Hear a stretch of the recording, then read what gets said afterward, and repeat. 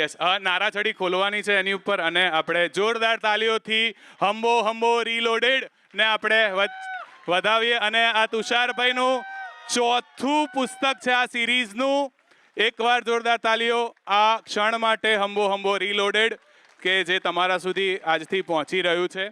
અને એક સરસ ફોટો ઓપોર્ચ્યુનિટી, આ ફોટો પણ એક સરસ થઈ જાય ત્યાં સુધી એક સરસ જાહેરાત પણ મારે કરવી છે કે આ તુષારભાઈની હંબો હંબો સિરીઝનું ચોથું પુસ્તક છે. હા, લાલોની ટીમ ફરીવાર છેલ્લે પાછા તમારી સાથે સંવાદ કરશે, એટલે એમની ટીમને પણ વિનંતી કરીશ આપ આપનું સ્થાન ગ્રહણ કરજો. તુષાર દવે. સેજ સાઉન્ડ લાઉડ કરી દો. સૌથી પહેલા મારે એક નાનકડી સ્પષ્ટતા કરવી છે કે આજે છે ને હું બોલતા બોલતા ક્યાંય અચકાઈ દઉં, કંઈ ખોટું બોલાઈ જાય, કોઈનું નામ લેવાનું મારાથી રહી જાય તો દરગુજર કરજો. ઘણી વખત એવું લાગે કે આપણે જે કાર્યક્રમ કરીએ છીએ ને એ એક દિવસમાં યોજાઈ રહ્યો છે, પણ એવું ના હોય. મૂળે આ રોનકભાઈ સાક્ષી છે, મારી પહેલી બુક આવી ને ત્યારે કાર્યક્રમ કરવાનો હતો 2017માં, અને જ્યારે એ કાર્યક્રમ કરવાનો હતો ને ત્યારે છે ને નેશનલ બુક ફેરની ડેટ એનાઉન્સ થઈ ગઈ, તો ક્યારે એ કાર્યક્રમ થયો જ નહીં. ફાઇનલી આજે આપણને લાગે છે કે જે 3 દિવસમાં કાર્યક્રમ થઈ રહ્યો છે એ એકચ્યુઅલી મારા માટે 8 વર્ષે થઈ રહ્યો છે. અને આજના દિવસે આ કાર્યક્રમ કરવાનું એક રીઝન એ છે કે મારા પપ્પાનો બર્થડે છે. બીજી એક સ્પષ્ટતા એ કરવાની કે અહીંયાથી જે કંઈ પણ બોલાય કે હું જે કંઈ પણ બોલું એને જોક તરીકે ગણવું, કોઈએ ગંભીરતાથી લેવું નહીં. આજકાલ આપણા દેશમાં, સેજ લાઉડ કરી દેજે બેટા, આજકાલ આપણા દેશમાં જોકને ગંભીરતાથી અને ગંભીર વાતોને જોકમાં ઉડાવી દેવાની ટેવ પડી ગઈ છે, એટલે આ સ્પષ્ટતા જરૂરી છે. આજે હું મારા જેટલા પણ સગાવાલાઓને અહીંયા આગળ જોઉં છું ને, આટલા એકી સાથે મારા લગ્નમાંય નહોતા. જયભાઈ પહોંચી ગયા હતા. જયભાઈ જાન પહોંચે ને એ પહેલા પહોંચી ગયા હતા. એમણે ફોટો લઈને મોકલ્યો હતો કે ભાઈ હું પહોંચી ગયો છું. એ ત્યાંથી પછી તરત નીકળી ગયા. એ ત્યાં જાજીવાર ટઈકા નહીં. કદાચ જયભાઈને ખબર હશે કે મારા લગ્ન નથી ટકવાના, તો નથી ટઈકા મારા લગ્ન. તો આજે હું જે બોલીશ ને એ બોલવામાં હું અટલ બિહારી વાજપેયીની સ્ટાઇલ લેવાનો પ્રયાસ કરીશ. વાજપેયીજી છે ને બહુ પોઝ લઈને બોલતા હતા, એટલે વાજપેયીજી બહુ જ સારા સ્પીકર હતા. તો એ બોલતા હોય ને ત્યારે પોઝ લે ને ત્યારે એવું લાગે કે એ ઊંઘી ગયા છે. હું પોઝ લઉં ને તો તમે લોકો એવું માનજો કે હું કંઈક યાદ કરી રહ્યો છું. બરોબર છે. આજે મારે વધારે કંઈ બોલવું નથી, મારે માત્ર આભાર વિધિ કરવી છે. આવું એક કાર્યક્રમમાં જયભાઈ બોલ્યા અને એના પછી 24.5 મિનિટ બોલ્યા. સાઉન્ડ હજી લાઉડ કરી દે. એના પછી 24.5 મિનિટ બોલ્યા, પણ એવું જયભાઈ કરી શકે કારણ કે જયભાઈ સારા વક્તા છે, હું નઠારો વક્તા છું. આ સારા અને નઠારા ઉપરથી મને એક વાત યાદ આવે કે આપણો એક કવિ છે સૌમ્યભાઈ, કવિ કુલદીપ કારિયા. કુલદીપની એક ગઝલના 2 શેર છે કે આજે ભલે ચો તરફ મારો વિરોધ છે, પણ મારી ગઝલની કુંડળીમાં રાજયોગ છે. તારા ઉપર કોણ લખી રહ્યું છે જિંદગી, પૃથ્વી તું મને જણાવ કે તું કોનો બ્લોગ છે. એટલે મેં કુલદીપને કીધું કે કુલદીપ તું સારો કવિ છે, એટલે આવું બધું તું કહી શકે કે રાજયોગ છે ને આવું ને તેવું ને. જો મારા વિશે કહેવાનું હોય તો હું કંઈક એવું કહું કે જુઓ આ ગઝલના ગ્રહો કેવા અમને નડ્યા છે. રદીફ બધા બરાબર છે પણ કાફિયા ઘોડે ચડ્યા છે. જુઓ આ ગઝલના ગ્રહો કેવા અમને નડ્યા છે. રદીફ બધા બરાબર છે પણ કાફિયા ઘોડે ચડ્યા છે. અને ધારણ શું કરી લીધી કલમ અમે હાથમાં, અને ધારણ શું કરી લીધી કલમ અમે હાથમાં, આ ભાષાના શબ્દો બધા પોક મૂકીને રડ્યા છે.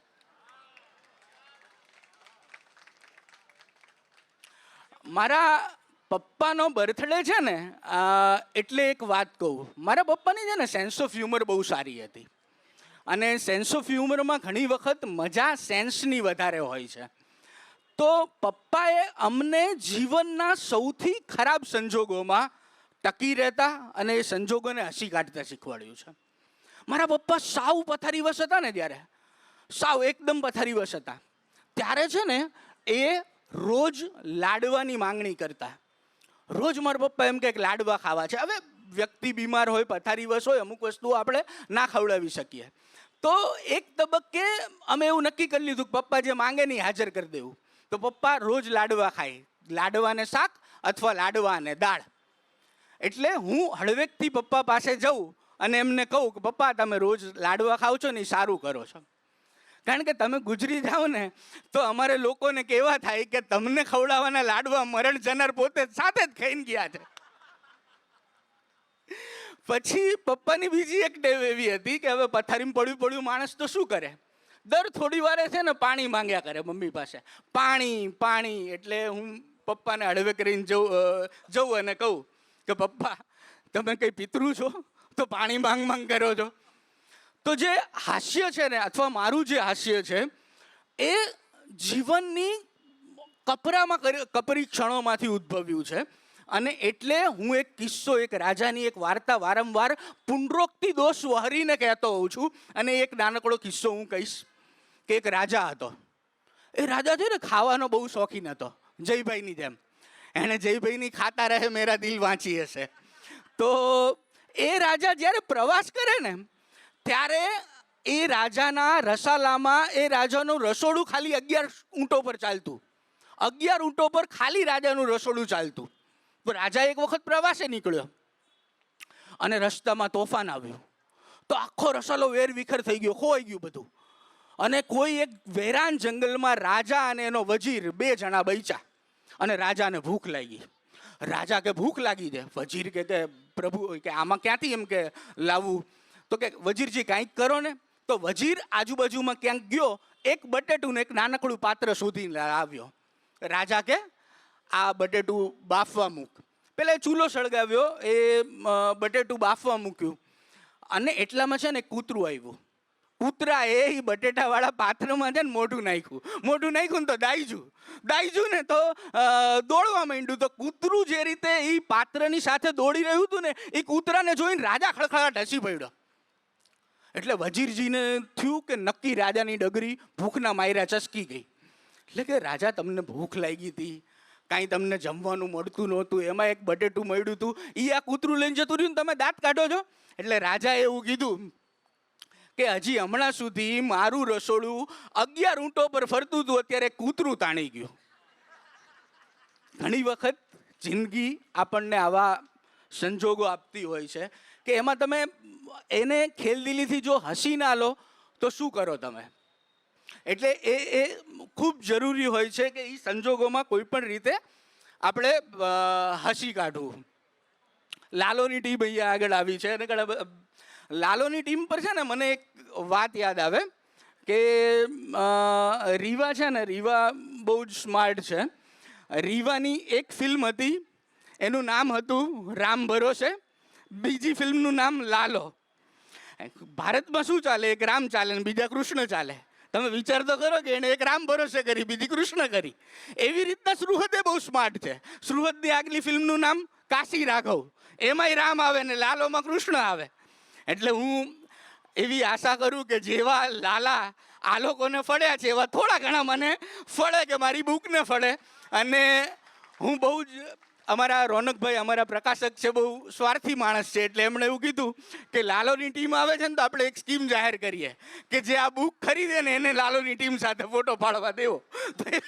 મેં કીધું ના, એવું ના કરાય, કારણ કે એટલી બધી કોપી તો આપણે છાપી જ નથી. તો લાલોને પોસાય 100 કરોડ, આપણને થોડા પોસાય. તો મારે ખાલી એક હું આભાર માની લઉં શ્રેયાંશ શાહ, સ્મૃતિબેન શાહ, નવભારતની ટીમ, જય વસાવડા જે હંમેશા મારા માટે સપોર્ટમાં ઊભા રહે છે, સૌમ્ય જોશી, ટીમ કલા સ્મૃતિ, ટીમ GSTV, ટાફ, ટી પોસ્ટ, રસના અને તલોદ. આ બધા માટે જોરદાર તાળીઓ પાડજો, કારણ કે એમના કારણે જ આ કાર્યક્રમ શક્ય બન્યો છે. બસ હું અહીંયા મારા શબ્દોને વિરામ આપીશ. અને આ વિરામ આપીશ છે ને, બોલવું છે ને બહુ વહરું લાગે. વિરામ આપીશ એટલે શું? ટૂંકું કરીશ એમ કહેવાય ને, તો અહીંયા હું ટૂંકું કરી રહ્યો છું. Thank you. ઓવર ટુ સૌમ્ય જોશી કરી લઉં ને ડાયરેક્ટ જ, કે આનંદભાઈ? જી. હા, આ મારી જે બુક છે ને એમાં આવા બધા છે ને હાસ્યના લેખો છે કે એક કદાચ પરફોર્મન્સ અમે લોકો આવ્યા એ પહેલાં તમે જોયું હશે કે હું આવું બધું નાનું મોટું હ્યુમર કટાક્ષ વ્યંગ લખવાનો પ્રયાસ કરતો હોઉં છું. જેમ કે વ્યંગ મેં કીધું ને કે બહુ જ કપરી સ્થિતિમાંથી પેદા થાય તો મને છે ને સખત બેક પેઇન રહે છે તો હું રોજ ફિઝિયોથેરાપી કરવા જાઉં. તો મારી ફિઝિયોથેરાપી ચાલતી હતી ને તો ડૉક્ટર ખબર નહીં ડૉક્ટર કંઈક ને કંઈક વાતો કરતા હોય તો ડૉક્ટરે વાતમાંથી વાત નીકળીને મને પૂછ્યું કે ભગવાનને કેટલું કષ્ટ પડ્યું હશે તો કે વિષપાન કરવું પડ્યું. એટલે મેં કીધું એમને બેક પેઇન હતું. એટલે એ ડૉક્ટર ખડખડાટ હસી પડ્યા. હવે ભલે તો જેન્યુઇનલી બેક પેઇન થતું હતું. તો આવા બધા અલગ અલગ નાના મોટા વ્યંગ કરવાનો પ્રયાસ આ બુકમાં મેં કર્યો છે. ખરીદજો, વાંચજો, ગમે તો મને કહેજો, ના ગમે તો FB પર લખજો.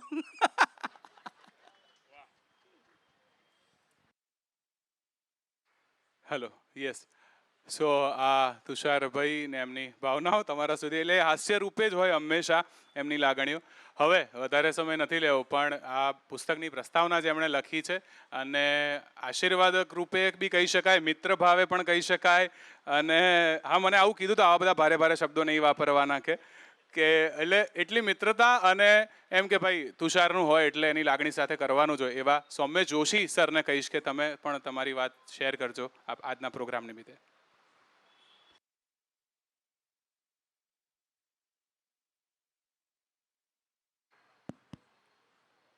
ખૂબ ખૂબ આભાર. આજના વરરાજાની વાત પર આવું એ પહેલા અહીંયા લાલોની ટીમ આવેલી છે, એટલે અંગત રીતે કેટલાય દિવસોથી જે આનંદ અંદર ને અંદર અનુભવી રહ્યા છે એ વ્યક્ત કરવાનો મોકો મળ્યો. ખૂબ ખૂબ તમને બધાને ખૂબ ખૂબ ખૂબ અભિનંદન. ખાસ 1 મિનિટ એટલા માટે લઈશ કે મને લાગે છે કે લાલોનું પ્રીમિયર જે દિવસે હતું એ દિવસે અમારો વેલકમ જિંદગીનો જામનગરમાં શો હતો. અને મોટે ભાગે ફિલ્મોમાં એવું થતું હોય છે, ઘણી બધી ફિલ્મ્સમાં, કે પ્રીમિયરમાં ઘણા બધા લોકો હોય અને બીજે દિવસથી ઓછા થવા માંડે. લાલોના પ્રીમિયરમાં હું અને વિરલ અમે લોકો જમવા જતા હતા ત્યારે એનો અમને લાઈવ અપડેટ મળતો રહેતો હતો. અને એનો એકંદરે ગણતરી એવી આવી હતી બહાર સ્ટેટિસ્ટિકલી કે પ્રીમિયર જોઈએ એટલું હિટ નથી. અને પ્રીમિયર હિટ ના હોય અથવા ફ્લોપ હોય અને પિક્ચર 100 કરોડ કરે એવી જ વસ્તુ ગુજરાતી ફિલ્મોને જોઈએ છે અને એ તમે લોકો લઈ આવ્યા છો. એક નાની ચેતવણી તમને લોકોને આપી દઉં વગર માંગી. ઘણું બધું જયભાઈ આપણને એવું સાંભળવા મળે છે આ ફિલ્મ વિશે કે બહુ ઇનોસન્ટ ફિલ્મ છે, બહુ નિર્દોષ ફિલ્મ છે, એટલી સિમ્પલ બની ગઈ છે. એટલે ઘણા બધા ક્વાર્ટર્સમાંથી એવો સંદેશો જઈ રહ્યો છે કે આ તમારાથી અઠે ગઠે બની ગઈ. અને અને ખાસ એ કહેતા રહેજો, કારણ કે ફિલ્મની અંદર તમારી સભાનતા એની દરેક ફ્રેમમાં બહુ સ્પષ્ટપણે છલકાય છે.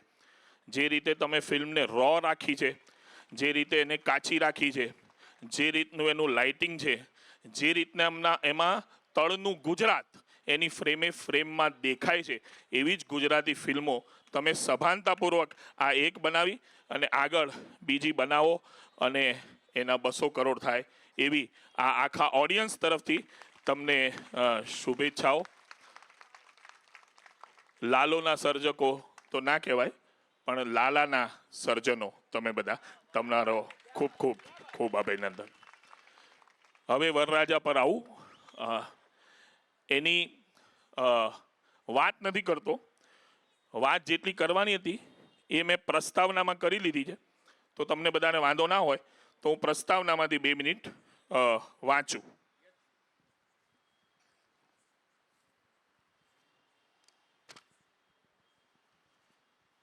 વાંચતી વખતે એક પ્રકારનો નાતો વક્તા અને પ્રેક્ષકનો તૂટી જતો હોય છે. એમાં હું કંઈ કરી શકું એમ નથી, પણ તમે એવો પ્રયત્ન કરજો કે નાતો ન તૂટે અને તમારું ધ્યાન સતત અહીંયા હોય. ચાલુ કરું તો કચ્છીને લગતા લેખકો સાથે આપણે મોહબ્બતનો નાતો છે. લીલું, ભીનું, મખમલી, રેશમી, હુંફાળું, મુલાયમ લગતા લેખકો સાથે આપણે અંટસ. તુષારીઓ કચ્છીને લખે છે એટલે એની સાથે મોહબ્બત. ઘણા એવું માને છે કે હાસ્ય કચ્છીને કેમનું લખાય. ઘણા એવું માને છે કે હાસ્ય કચ્છીને કેમનું લખાય. તો પહેલા હકીકત એ છે કે ગુસ્સાનું મીટર 120 ને અડી ગયું હોય, આવડતી બધી ગાળો બોલાઈ ગઈ હોય, હૈયાનું પ્રેશર કુકર 7 સીટી મારી દીધું હોય, મગજની બધી નસો ફાટી જવાની તૈયારીમાં હોય, ત્યારે ખપમાં આવનારું એકમાત્ર એક્સપ્રેશન એટલે હાસ્ય. તમે તુષારિયાને મળ્યા છો? આવું મેં લખ્યું છે.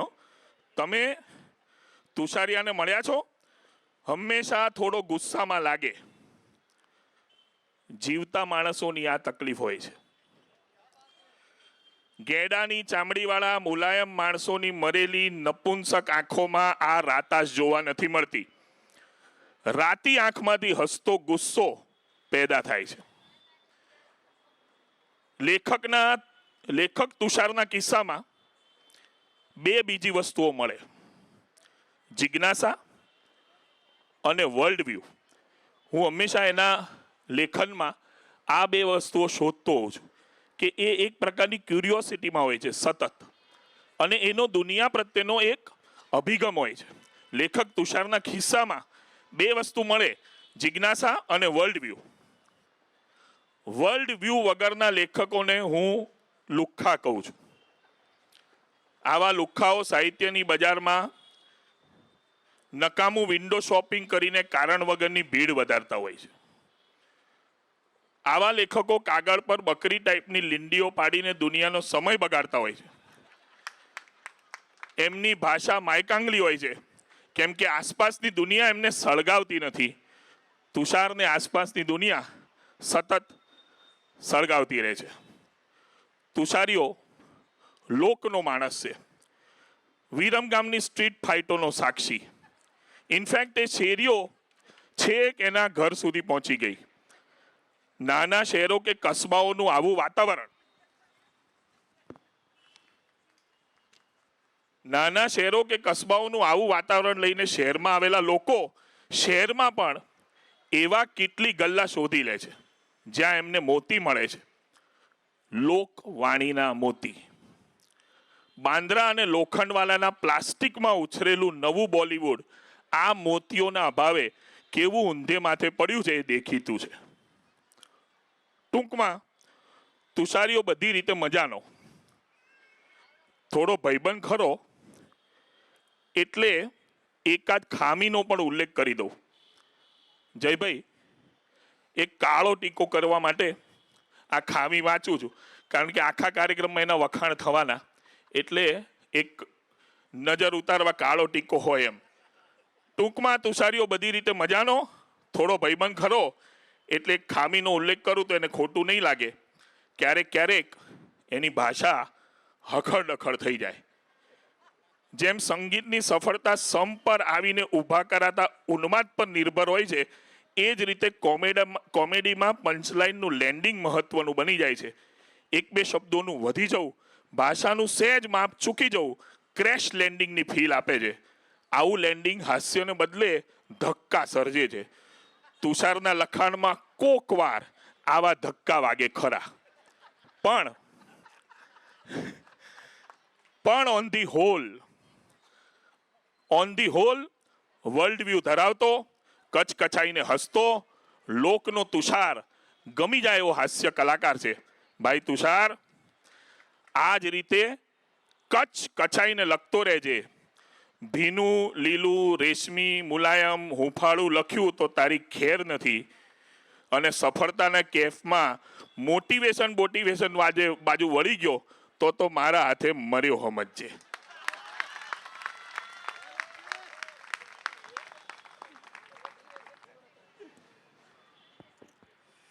ખૂબ ખૂબ આભાર. હલો હલો, આવે છે અવાજ? પહોંચે છે તો વાંધો નહીં. મારો થોડોક બેઠેલો છે અવાજ આજે, એટલે જ હું ઊભો થઈ ગયો કે ના ના, અવાજ ભલે બેઠેલો છો, વક્તા ઊભો જોઈએ. તો સૌમ્ય જોશી માટે તો હું એટલું કહીશ. હું હજી હમણાં એ બેઠા ત્યારે કહેતો હતો કે તમે તો જ્યારે લખો જ્યારે બોલો બધી પંચલાઈનો જ આવે છે. અહીં સરસ મિત્રો બેઠા છે, એવા મિત્રો બેઠા છે કે જે સાહિત્યનો સ્પર્શ ધરાવતા હોય. અમારા બે સરકારી રમેશભાઈ, રમેશ બેરજા અને રમેશ ઠક્કર. સરકારી રમેશભાઈ એટલે કહું છું કે બંને સરકારની અંદર બહુ જ સરસ કામગીરી બજાવી ચૂક્યા છે અને એની વચ્ચે પોતાનો સાહિત્યનો શોખ જીવતો રાખી ચૂક્યા છે. એવા મિત્રો બેઠા છે. ભાવેશ બેઠો છે, લાલોની આખી ટીમ બેઠી છે. લાલો ટીમ સાથે ખબર નહીં ઉપરવાળાએ કલા સ્મૃતિનું કનેક્શન જોડી દીધું છે. આ અમારો લગભગ સાથે મળીને ચોથું એન્કાઉન્ટર, મુલાકાત, રોંદેવું જે શબ્દ વાપરો એ છે. અને એનો આનંદ છે અમને. હું તો એનો હરખ લઉં છું. પેલું સકટનો ભાર જેમ શ્વાન તાણે, જેમ અમે કલા સ્મૃતિવાળા બધા અમે એમ ચાલીએ છીએ કે આ ગાડું કંઈક ભગવાને ઉંચકી લીધું, એમાં એનું જે પૈડું છે એ અમે પણ સીચ્યું હતું. 2 શ્રીફળ અમારે છે પૈડાની નીચે. તો એનો વિશેષ આનંદ છે. પણ મને એનો વધારે આનંદ છે કે તુષારે એક એવું સરસ આયોજન કર્યું કે સૌમ્યભાઈને અહીં લઈ આવ્યા. હું તો કલા સ્મૃતિમાં હોવ જ બાય ડિફોલ્ટ છે. અહીં કોઈ ન હોય તો એક પગી અને એક હું, અમારે બે ઊભા રહેવું જ પડે. કલા સ્મૃતિ સાથે અનુસંધાન છે, જોડાયેલું છે. એટલે મને સોલો શોની આદત પડી ગઈ છે હવે તો ફિલ્મોમાં. એટલે વધારે લોકો ભેગા હોય મને એમ થાય કે આ ફિલ્મ કંઈક ખોટી પસંદ થઈ ગઈ લાગે છે. પણ સૌમ્યભાઈ માટે મારે એટલું કહેવું જોઈએ કે ગુજરાતી ભાષાનો ઇતિહાસ જેનાથી રળિયાત છે. જેમ આપણે ગુજરાતી ભાષાના ઇતિહાસની કોઈ અત્યારે વાત કરીએ તો એમ કે ઝવેરચંદ મેઘાણી આ ભાષામાં છે, કનૈયાલાલ મુનશી આ ભાષામાં છે, ઉમાશંકર જોશી આ ભાષામાં છે. એવી રીતે એમ પણ કહેવાશે આજથી 100-200 વર્ષ પછી કે ગુજરાતી ભાષા એટલે એ ભાષા કે જે ભાષામાં સૌમ્ય જોશી લખતા. એનો મને આનંદ છે, એનો મને હરખ છે, એનો મને પહેલેથી ગૌરવ છે. આજકાલનું નથી. હું તો એમના ફેનબોય તરીકે એમને સાંભળવા માટે અને એમના નાટકો જોવા માટે ગયેલો છું. અને ફોન કરીને પૂછતો હોઉં છું કે હવે શો ક્યારે કરવાના છો, મારે આ જોવાનું બાકી છે. એટલો બધો મને આનંદ થયો કે ચાલો. અને સૌમ્યભાઈના જેને પોખડા મળ્યા હોય જે પુસ્તકને, એના વધામણા જેને મળ્યા હોય એમાં તો બીજું શું કહેવાનું હોય. એટલે મારે થોડીક વાતો એવી કહેવી છે કે જે ક્યાંક તુષારને ખોલે, ક્યાંક એના પુસ્તકને ખોલે, ક્યાંક એના સબ્જેક્ટને ખોલે, ને ક્યાંક આપ બધાને. કારણ કે આપણે બધા ભેગા થયા છે આ સાંજે, સોમવારની સાંજ છે, આ કોઈ વીકેન્ડ નથી. અને મેં તુષારને કહેલું બહાર કરો પ્રોગ્રામ. તુષાર અને રોનક બંને એવું કહેતા હતા કે ભાઈ આપણે અંદર કરીએ, મિત્રો થોડાક આવે. એને તો એમ હતું કે ચા પીવડાવી શકાય એટલે મિત્રો આવે એટલે ઘણું. પણ સારું થયું એને ચા પીવડાવવાની વાત એવી રાખીને, નહીંતર ચાની અત્યારે તપેલાઓ મૂકવા પડે એવું થાત. કારણ કે મેં એને કહેલું, મેં કીધું ભાઈ તમે મિત્રોને ભેગા કરો છો ને, ભેગું તમે એમાં લાલો કૃષ્ણ સદા સાહિત્ય એટલું સાંભળીને પણ લોકો મિત્રો આવશે. તમે બહાર રાખો પ્રોગ્રામ. તો મારે થોડીક તમારી એ વાતો લેવી છે આમાં. વાત એટલી જ છે મિત્રો, તુષાર જે છે ને, આજે જ મેં લખ્યું છે ફેસબુક ઉપર, ઇન્સ્ટાગ્રામ ઉપર, બધે આ બુકનું કાર્ડ મૂક્યું. એમાં એ તેજસ્વી છે, એ તેજાબી છે અને તૈયાર છે. આ એવો પત્રકાર નથી કે જે ડેસ્ક ઉપર બેસીને 2 ફોન લઈને પછી પોતાની સ્ટોરી લખીને ફાઇલ કરીને સૂઈ જાય. એ ઉજાગરા કરીને સ્ટોરીનો કાન પકડવા એની પાછળ જાય એવો પત્રકાર છે. એના ઉજાગરા મેં જોયા છે. અને એ રેશમી ઉજાગરા નથી, એ રાતા ઉજાગરા છે. પેલે મીઠાને લાગ્યા એ રેશમી ઉજાગરા, એવા ઉજાગરા નથી કર્યા એને. જબ આંખ ઈસે તો ને ટપકા તો ફિર લહુ ક્યા હે, એ જે ગાલિબે કહ્યું એ ઉજાગરા એને કર્યા છે. કંઈક વાત પહોંચાડવા માટે, લખવા માટે, પોતાનું સ્ટેન્ડ લેવા માટે. સૌથી મહત્વની વાત આ છે, એનું સ્ટેન્ડ. તમને ગમે કે ન ગમે, મને પોતાને ઘણી વાર નથી ગમ્યું. મેં એને ફોન કરીને કહેલું છે કે આ ન ચાલે, આવું ન લખાય, આ બરાબર નથી. આ તમે જે પણ માનતા હો, પણ આમાં ઔચિત્ય નથી, આમાં આમ નથી, આમાં વિવેક નથી, એ આપણી વાત સાંભળે એટલો વિવેકી ખરો. વાત સાંભળે પણ કંઈ બદલાવે નહીં એનું સ્ટેન્ડ. એની પોસ્ટમાં કંઈ એડિટિંગ કરે નહીં, આપણી સલાહો સાંભળીને પડતું મૂકે. બરાબર, આ કાનેથી સાંભળે, આ કાનેથી કાટ નાખે. અને એટલે જ મને સૌમ્યભાઈ હરિવંશરાય બચ્ચન યાદ આવે. એટલે મારું પોતાનો સ્વભાવ એવો જ છે, એટલે મને બહુ વાંધો નથી આવતો. હું એમ માનું કે ના ના આપણા જેવા બીજા હોય ને. પણ હરિવંશરાય બચ્ચન બહુ સરસ રીતે કહે છે આ તુષારને ડિફાઇન કરવા માટે. એણે તુષારને જોયો નથી, પણ તુષાર જેવા લોકો આવશે અને તુષાર જેવા લોકો એના જમાનામાં હતા, એના માટે કદાચ બચ્ચન સાહેબે લખ્યું હશે, મેં હું ઉનકે સાથ જો સીધી રખતે અપની રીઠ.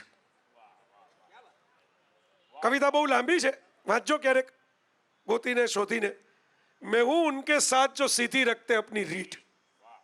રીઠ એટલે સ્પાઇન, કરોડરજ્જુ. જે પોતાની કરોડરજ્જુ ટટ્ટાર રાખીને જીવી શકે છે, કવિ એમ કહે છે કે હું એની ભેગો છું. બહુ મોટી વાત છે આ કલા સ્મૃતિ. શું કામ છે? કેમ બાજુમાં જીએસટીવીનો સ્ટુડિયો છે ત્યાં અમે પ્રોગ્રામ નથી કરતા ને અહીં કરીએ છીએ? જીએસટીવી ન્યૂઝ ચેનલ છે, પણ શ્રેયાંશભાઈ અને સ્મૃતિબેને જે કલા સ્મૃતિનું સપનું જોયું, સ્મૃતિબેનના તો એ દિવસો થોડા અઘરા હતા, છતાં પણ એમને આશીર્વાદ આપવા માટે આવેલા લોગોનો લોન્ચ એમની હાજરીમાં, એમના આશીર્વાદમાં, એમની સાક્ષીમાં, એમની આંખોની નીચે થયો છે અમારો. એ સપનું એ જોયું કે અહીં કોઈ ભેદ વિના કેવળ ભાવથી માત્ર કલા જેમના સ્મરણમાં હોય, શબ્દ અને સાહિત્ય જેમના સ્મરણમાં હોય, એની વાતો થાય. આ મંચ જુદો છે, આ અલાયદો છે. આ તમે બધા જે બેઠા છો એ કોણ છો? મને યાદ આવે એક પ્રસંગ છે, આમ જાણીતો છે, મારા પિતા મને કહેતા, એટલે એ સમયમાં બહુ જાણીતો છે, અત્યારે કદાચ એટલો જાણીતો ન હોય, ખોવાઈ ગયો હોય, પેઢીઓ બદલાતી રહે એમાં. 1955-56ની સાલમાં જવાહરલાલ નહેરુ ચીનની મુલાકાતે ગયા હતા. ચીનની સફર પતાવીને નહેરુ ત્યારે પ્રાઇમ મિનિસ્ટર, ખાસા પોપ્યુલર, એ ભારત આવ્યા અને ઉત્તર પ્રદેશમાં કોઈ કાર્યક્રમ એમનો, અને કવિ સૂર્યકાંત ત્રિપાઠી નિરાલા એ કાર્યક્રમની અંદર એમને સાંભળવા માટે આવ્યા. સાંભળવા માટે આવ્યા ત્યારે કવિ પહેલવાન હતા. આ બહુ અગત્યની વાત છે. જો આ કવિ જેકેટ બેકેટ પહેરીને, જીન્સ પહેરીને દુનિયા આખીમાં ફરે. સૌમ્ય જોશીને જુઓ તમને એમ લાગે કવિ આવાય હોય, કવિ સ્ટાઇલિશ હોય, કવિ કોરિયન પિક્ચરે જોવે, કવિ તમે જાપાનમાં હો તો કઈ જગ્યાએ વાંદરાઓ જોવા જાવે એના બેસેજ પણ કરે. બરાબર, આ સૂર્યકાંત ત્રિપાઠી અખાડિયન પહેલવાન તો અખાડામાં ગયા હતા, તેલ ચોળીને અખાડામાં કસરત કરતા હતા. ત્યાંથી ખબર પડી કે નહેરુનો પ્રોગ્રામ છે, એટલે સાંભળવા માટે અખાડિયન પેલું જે કચ્છો વીંટાળેલો હતો અને તેલ પાયેલું શરીર હતું એમ જ આવીને ગોઠવાઈ ગયા, દાઢી લાંબી રાખતા. એટલે કોઈને કંઈક જુદા જ પ્રકારની વ્યક્તિ લાગે કે કોણ છે, ફકીર બાવો કોક આવી ગયો છે. બેઠા અને નહેરુનું ધ્યાન ગયું કે ભાઈ નિરાલાજી આવીને બેઠા છે ઓડિયન્સમાં. પ્રાઇમ મિનિસ્ટર પોતે નીચે ઉતરા, એમની પાસે ગયા, એમને વંદન કર્યા. ત્યારે તો પેલા પાપા રાજી તો હતા નહીં, પાપાઓ જેને જોઈને રાજી નથી થતા એવા પત્રકારો, પાપા રાજી. એટલે કોઈ એવું શૂટિંગ તો કર્યું ન હોય, એટલે બધાને નવાઈ લાગી, ઓડિયન્સને અચરજ થયું કે પીએમ પોતે નીચે ઉતરીને આ કોઈક લાંબી દાઢી છે, સફેદ દાઢી લાંબી, કોઈ આમ તેલ પાયેલું શરીર, કચ્છો પહેરીને બેઠો છે, એને શું મળવા ગયા હશે? આમાં શું રસ પડ્યો હશે એમને? નહેરુ પાછા સ્ટેજ ઉપર આવ્યા. ખ્યાલ આવી ગયો કે લોકોની આંખમાં પ્રશ્ન છે કે હું અચાનક પ્રોટોકોલ તોડીને કોને મળી આવ્યો. એણે એમ કીધું કે આ સૂર્યકાંત ત્રિપાઠી નિરાલાજી છે, જેમના શબ્દો સાહિત્યના માણસ છે, સર્જક છે. કશુંક આપણા જીવનમાં આપણે જે જીવીએ એનું પ્રતિબિંબ ઝીલીને લખી શકે છે. એટલે હું ખાસ મારું ધ્યાન ગયું તો આદર પ્રગટ કરવા એમની પાસે ગયો. અને પછી એમણે એમ કહ્યું કે હું હમણાં ચીનની મુલાકાતેથી પાછો આવ્યો અને ચીનમાં લાઓત્સે અને કોન્ફ્યુશિયસ ને બધાનું થોડું હું જોતો હતો ત્યાં જઈને. એમાં એક બોધકથા મેં વાંચી, અને આ બોધકથા મારે અત્યારે આ ઓડિયન્સને કેવી છે. એમણે ત્યારના એ ઓડિયન્સને કીધું, એ મારા પિતાશ્રીને ખબર, એણે મને કીધું એક ઓડિયન્સ સમજીને. હું આજે તમારા ઓડિયન્સની સાથે આ કથા વહેંચું છું. અને એમણે એમ કહ્યું કે એક રાજા હતો, ચાઇનીઝ રાજા, અને એને 2 દીકરા હતા. એક બહુ જ હોશિયાર, બહુ બુદ્ધિશાળી, અને બીજો થોડો ડંબ કહી શકાય એવો, થોડો મૂર્ખ કહી શકાય એવો, થોડો જેને ભેજાગેપ કહી શકાય એવો. જ્યારે રાજા વૃદ્ધ થયા અને એણે નક્કી કરવાનું આવ્યું કે ભાઈ દીકરાઓ શું કરશે હવે, એ જમાનામાં તો રાજાઓ જ નક્કી કરી લેતા, પ્રજા પાસે તો હક હતો નહીં કે શું કરવાનું ને શું નહીં. ત્યારે બંને દીકરાઓને બોલાવીને એમ કહ્યું, પેલો જે જરા ડાગળી ચસકેલી હતી, એકાદ આંટો આપણી ભાષામાં ઓછો હતો, આંબો અંબોની ભાષા છે બધી, સ્ક્રૂ એકાદો ઢીલો હતો, એ દીકરાને રાજાએ એમ કહ્યું કે તું મારી જગ્યાએ આ સિંહાસન ઉપર બેસજે. પેલો બહુ જ હોશિયાર, બુદ્ધિમાન, ધૈર્યવાળો, વિચારશીલ જે દીકરો હતો એને એમ કીધું કે તું કવિ થજે, તું લેખક થજે, તું સર્જક થજે. આજુબાજુ જે બીજા લોકો બેઠા હતા એને નવાઈ લાગી, એટલે એમણે રાજાને પૂછ્યું કે આ કેવો નિર્ણય છે. એટલે રાજા કે જો મેં વર્ષો સુધી રાજ કર્યું છે, તંત્ર આખું સરસ ગોઠવાયેલું છે, સલાહકારો સરસ ગોઠવાયેલા છે, કારભારીઓ યોગ્ય છે, પ્રધાનો યોગ્ય છે, આ થોડોક ઓછો સમજનારો રાજા હશે તો ચલાવી લેશે, એમાં બહુ પ્રોબ્લેમ થાય એમ નથી, બાકીની સિસ્ટમ એને પ્રોટેક્ટ કરી લેશે, એમાં બહુ બુદ્ધિની જરૂર નહીં પડે, કારણ કે આગળ પાછળ માણસો જ છે એની પાસે. પણ કવિ અને સર્જક હંમેશા એકલો રહેવાનો છે અને એકલા જ એણે પોતાની જાતને સાબિત કરીને સમાજનું માન મેળવવાનું છે. આ મારા બીજા દીકરામાં એકલા રહેવાની લાયકાત છે અને એકલા રહીને રાજા હોય એટલું જ માન મેળવવાની લાયકાત છે, એટલે એને હું એમ કહું છું કે તું સર્જક થજે, તું રાજા ન થતો. આ એક જુદા પ્રકારનું રજવાડું હોય છે મિત્રો, સર્જકોનું રજવાડું. નાનું મોટું કંઈક લખતા હોય, કોઈ ભાવેશ ગઝલ લખે, કોઈ સ્નેહલ કે અભિમન્યુ કંઈક ફેસબુકની પોસ્ટ લખે, રૂચા, અમારે બધા ફેસબુકના લેખકો હાજર છે, કોઈ અંકિત સખિયા ફિલ્મ બનાવે, આ કળાનું, કોઈ અમારો ચેતન કોરિયોગ્રાફ કરે, જિજ્ઞા પરફોર્મ કરે, આ બધું કળાનું રજવાડું હોય છે. રમેશભાઈ તમે કવિતા લખો બધી ધમાલની વચ્ચે બેસીને, સૌમ્ય તો બધું જ કરે છે, એમાં તમારે કયું, એને પિક્ચરે કર્યા, એને નાટકે કર્યું, એને સ્ક્રિપ્ટ લખી, એને નાટકો ભજવા, જે ગૌતમ ગંભીર વર્ષોથી ગોતવાની કોશિશ કરે છે, ઓલરાઉન્ડર ઓલરાઉન્ડર ઓલરાઉન્ડર, આ ઓલરાઉન્ડર. કપિલ દેવ પછી જો કોઈ ઓલરાઉન્ડર હોય આખા હિન્દુસ્તાનમાં તો સૌમ્ય જોશી છે, જે બધું જ કરી શકે. આ સર્જકોનું રજવાડું. સર્જક પોતાનું એક રાજ્ય બનાવે નાનકડું. એ પુસ્તક જ્યારે વાચક વાંચે ત્યારે એ રાજ્યની અંદર એક કિંગડમમાં એન્ટર થઈ જાય સર્જકના. તુષાર ભારેખમ તેજાબી લખતો હોવા છતાં એની શૈલી હળવી રાખે છે, કદાચ પોતાની સેલ્ફ થેરેપી માટે રાખતો હશે કે બહુ બધું એસિડ જો ભેગો થઈ જાય તો બાળી નાખે, એટલે થોડો આલ્કલાઇન કરવું પડે, એટલે આલ્કલાઇન એનું હાસ્ય છે અને એસિડ એની પીડા છે. હા, આલ્કોહોલ નથી બોલ્યો, આલ્કલાઇન જ બોલ્યો છું. આલ્કલાઇન બહુ ફેમસ છે અત્યારે. પેલા પાણીના પેલા વેચવાવાળાઓએ બહુ આલ્કલાઇનનો એટલો પ્રચાર કરી દીધો છે કે જેટલું જાપાનમાં હું 3 વાર જઈ આવ્યો, પણ હજી લગી મને આલ્કલાઇનવાળા જાપાનીઝ નથી મળ્યા, પણ ગુજરાતીઓ મળે છે. જાપાનમાં આલ્કલાઇન પાણી એવું પીવાય છે. અરે પણ હું જાપાન જાઉં છું, એ કોઈ નથી પીતું આલ્કલાઇન પાણી, નોર્મલ પાણી જ પીવે છે બધા, સીધે સીધું નળમાંથી પી લે છે. પણ એની પીડા આ સ્મિતની અંદર ઓગાળી દે છે, એટલે એનું હાસ્ય થોડું વિશિષ્ટ બને છે. ગુજરાતી પાસે એક જમાનો હતો, તમે વિચાર કરો, આ એ ભાષા છે, આ એ પ્રજા છે જેણે જ્યોતિન્દ્ર દવે પેદા કર્યા, જેણે બકુલ ત્રિપાઠી પેદા કર્યા, વિનોદ ભટ્ટ પેદા કર્યા, તારક મહેતા પેદા કર્યા, ઇવન તમે ભીખુદાન ગઢવીથી શરૂ કરી સાંઈરામ, જગદીશ ત્રિવેદી, સ્ટેજ ઉપર કેટલા હસાવનારા આપણને પેદા કર્યા. આ તો હું નામ ખાલી સિમ્બોલિક લઉં છું, એવું નથી કે આટલા જ પેદા કર્યા. તમે અહીં બેઠા બેઠા વિચાર કરશો, ડઝન નામ તો તમારા મગજમાં આવશે. ગુજરાતી હસતી પ્રજા છે.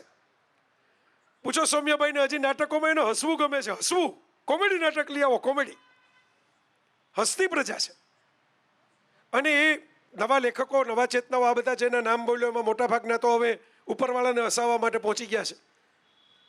અને લખીને હસાવવું એ ગલીપચી કરીને હસાવવા જેટલું સહેલું કામ નથી. તમારે જુદી સૃષ્ટિમાં પ્રવેશ કરવો પડે, જુદો પંચ આપવો પડે. હું જ્યારે કોલેજમાં ભણતો ત્યારે મેં એક જોક બનાવેલો, પછી મેં કોલમ લખતો થયો, એમાં લખેલો ખરો કે એક છોકરો હતો, કુદરતી મેં જ કુરિયર કરેલું એમાંથી બનેલો જોક હતો. ગાંધીજીની આત્મકથા, સત્યના પ્રયોગો મારે કુરિયરમાં મોકલવાની હતી ભેટમાં.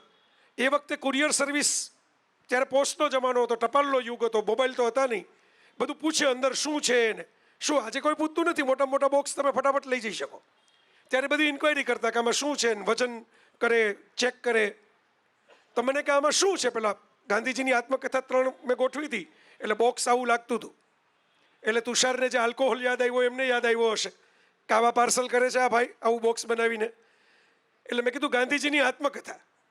હવે ભાઈ જે ઓલા કુરિયરના ક્લાર્ક તરીકે બેઠા હોય એ કે એટલું બધું લાંબુ ન વિચારતા હોય, અને એમને ગાંધીજીની આત્મકથા એમાં કંઈ ખબર પડી નહીં.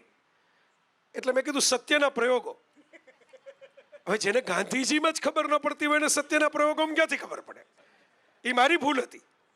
મારે હું ઘણીવાર ટોલ નાકે અમારી ગાડી ઊભી રહે ને જ્યાં ખાડા હોય એટલે હું ઓલા ટોલવાળા ભાઈને સુપ્રીમ કોર્ટનો શું ચુકાદો છે એ સમજાવવા બેસું ને ત્યારે ગોપાલ મને કહે કે એને એટલી બધી ખબર પડતી હોત ને વાંચતા હોત તો અહીં થોડા બેઠા હોત, આપણે મોડું થશે. હાલો,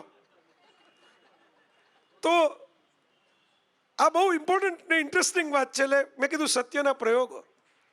એટલે ભાઈ કે એમની આમાં તૂટે એવું કંઈ નથી ને, બ્રેકેબલ નથી ને? એને કાચની બોટલ જ મગજમાં હતી કે આમાં કંઈ તૂટે એવું નથી ને.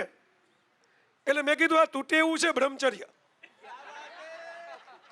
એટલે ત્રણેય વસ્તુ એને ઉપર થઈ ગઈ, ગાંધીજી, સત્યના પ્રયોગો અને તૂટે એવું બ્રહ્મચર્ય.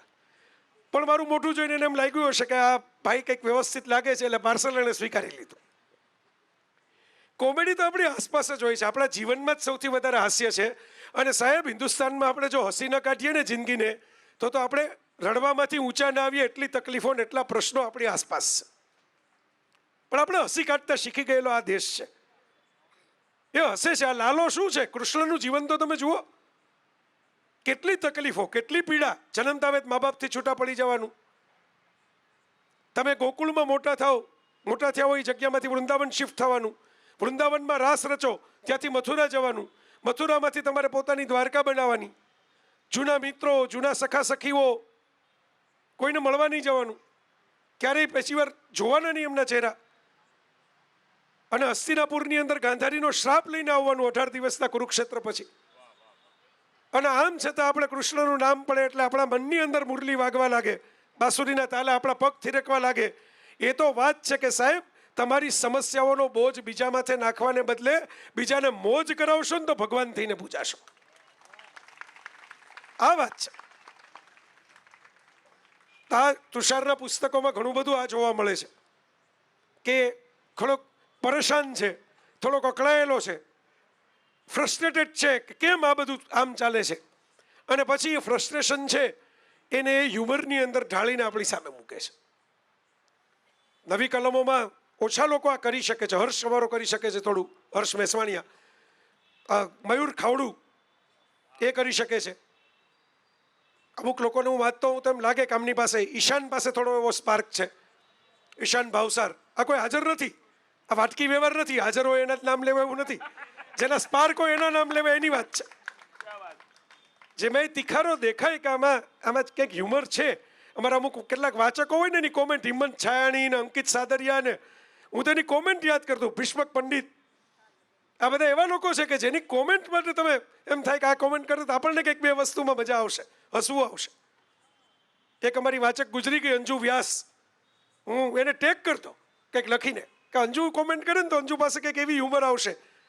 અત્યારે નથી રહી, પણ હસાવતા હસાવતા ગઈ આનંદ પિક્ચરની જેમ. આ બધા આપણી આસપાસના હીરોઝ છે, હિરોઈન છે. બે નાનકડી વાત કરીને સમાપન કરું, કારણ કે મને ખબર છે કે મિષ્ટાન તમારી રાહ જોવે છે. એટલે મિષ્ટાનની વચ્ચે ચા જ આવ્યા રાખે, કોફી જ આવ્યા રાખે એક પછી એક, તો માણસોને એમ થાય કે હવે તો પછી પેટ આમાંથી જ ભરી લેવાનું છે, મીઠાઈ ક્યારે ખાશું. અને તુષારમાં એ મજા છે કે એ તો મરચાંનો આઈસ્ક્રીમ બનાવી શકે છે, કારણ કે મરચાં જેવી વાત હોય તીખી, અને પછી એમાં હ્યુમર કરીને આઈસ્ક્રીમનું કોટિંગ આપે એટલે તમને ખ્યાલ ના આવે કે આમાં ઠંડુ લાગે છે, ગળ્યું લાગે છે, તીખું લાગે છે. હા, એટલે સરસ રાખ્યું છે કવરપેટ. મને ગમ્યું, કલરે બહુ સરસ પસંદ કર્યો છે. અત્યારનો ટ્રેન્ડી જે અત્યારે રોમાન્સનો કલર ગણવામાં આવે છે, હવે રેડ રોમાન્સનો કલર નથી જેન ઝીમાં, purple is a colour of romance. કારણ કે ઇરોટિક રોમાન્સ બધાને જોઈએ છે એટલે ઇરોટિક રોમાન્સનો કલર છે પર્પલ, પેશનેટ. તો આ વાતો બે નાનકડી એટલે કરવી છે કે આ ઓડિયન્સને હું કલાસ્મૃતિનું ઓડિયન્સ માનું છું, જે અમારે એક સાદે એક હાકલે દરેક વખતે અમને પ્રતિસાદ આપવા માટે પહોંચી જાય છે. અમે ગરબા કરીએ તો ગરબા માટે આવે, અમે પુસ્તકનું લોન્ચિંગ કરીએ તો એના માટે, અમે સંવાદ કરીએ તો એના માટે, અમે સરસ્વતીનું પૂજન કરીએ તો એના માટે. અને એ મારે એના માટે જાહેર ઋણ સ્વીકારની પરંપરા છેલ્લે હોય, પણ હું વચ્ચે જ કરતો વાત કરતાં કે મારે અમારા શ્રેયાંશભાઈનો એ ઋણ સ્વીકાર, નિર્મમભાઈનો, શ્રેયાંશભાઈનો, કે એણે અમને ફ્રીડમ આપી છે. તમે કરવું હોય કરો, કોઈ પૂછે ન કે કોઈ સેન્સરશિપ એમ નહીં. જવાબદારી તમારી, આનંદ તમારો, રિસ્પોન્સિબિલિટી એ તમારી. મોકળું મેદાન આપ્યું છે ત્યારે અમે રમી શકીએ છીએ આ બધું. તો મારે વાત એ કરવી છે, મેં કીધું ને થોડીક વાત હું તમારા માટે કરીશ. આ 5 મિનિટની વાત તમારા માટે કરવી છે. આજે બહુ જાણીતું નામ નથી, હવે આપણા જ સાહિત્યકારોના નામ આપણને બહુ જાણીતા નથી લાગતા, પરદેશના યુરોપિયન ક્યાંથી લાગે. પણ મેં કાર્ડમાં જ્યારે તુષારે મને કીધું કે સૌમ્ય જોશી આવવાના, ત્યારે મને ઝબકારો થયો તો કે આ વાત કેવી છે મારે. કારણ કે આ વાત કહેવા માટે કોઈક પ્રસંગ જોઈએ, કોઈક અનુકૂળતા જોઈએ, અને કોઈક એવો માણસ જોઈએ કે મને એમ થાય કે આ એક બેઠો છે એ તો સમજી જ લેશે, બીજા કોઈ સમજે કે ના સમજે. સોરેન કિર્કેગાર્ડ, કાફકા, કામુ, કિર્કેગાર્ડ, આખી એક નિહિલિસ્ટિક વિચારધારાની જે યુરોપની અંદર જેને ફિલોસોફીના આખા જેને કહેવાય ને ફિલોસોફીનું સાયન્સ ક્રિએટ કર્યું એવા લોકો, દર્શનશાસ્ત્રના મહાપંડિતો. અને આપણે ત્યાં બહુ ઓછા, મોરારી બાપુ અત્યારે ઓશોની કથા કરી રહ્યા જબલપુરમાં. બાપુ રોજ સરસ સરસ વાતો કરે છે ઓશો વિશેની. એક રદ્દી સેવા થયા ભારતની અંદર કે જે આની વાત કરે, જે સ્પિરિચ્યુઅલ ડિસ્કોર્સમાં કાફકાની વાત કરીને કથાઓ કહેવા માંડે. બહુ ઓછા માણસો પાસે એ રેન્જ હતી.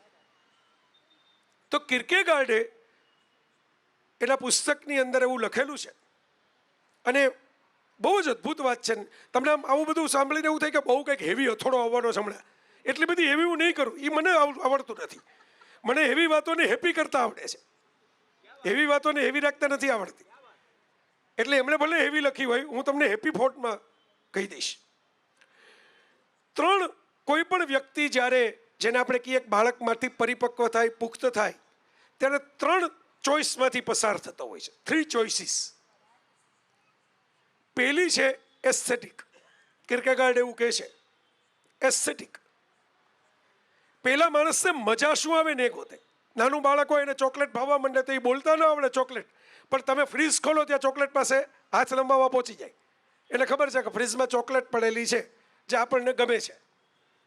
પોતાને મજા આવે, પોતાને ગમે, પોતાને ભાવે, પોતાને સુંદર લાગે. જો ખરાબ નથી, પણ આ ફર્સ્ટ ચોઇસ છે.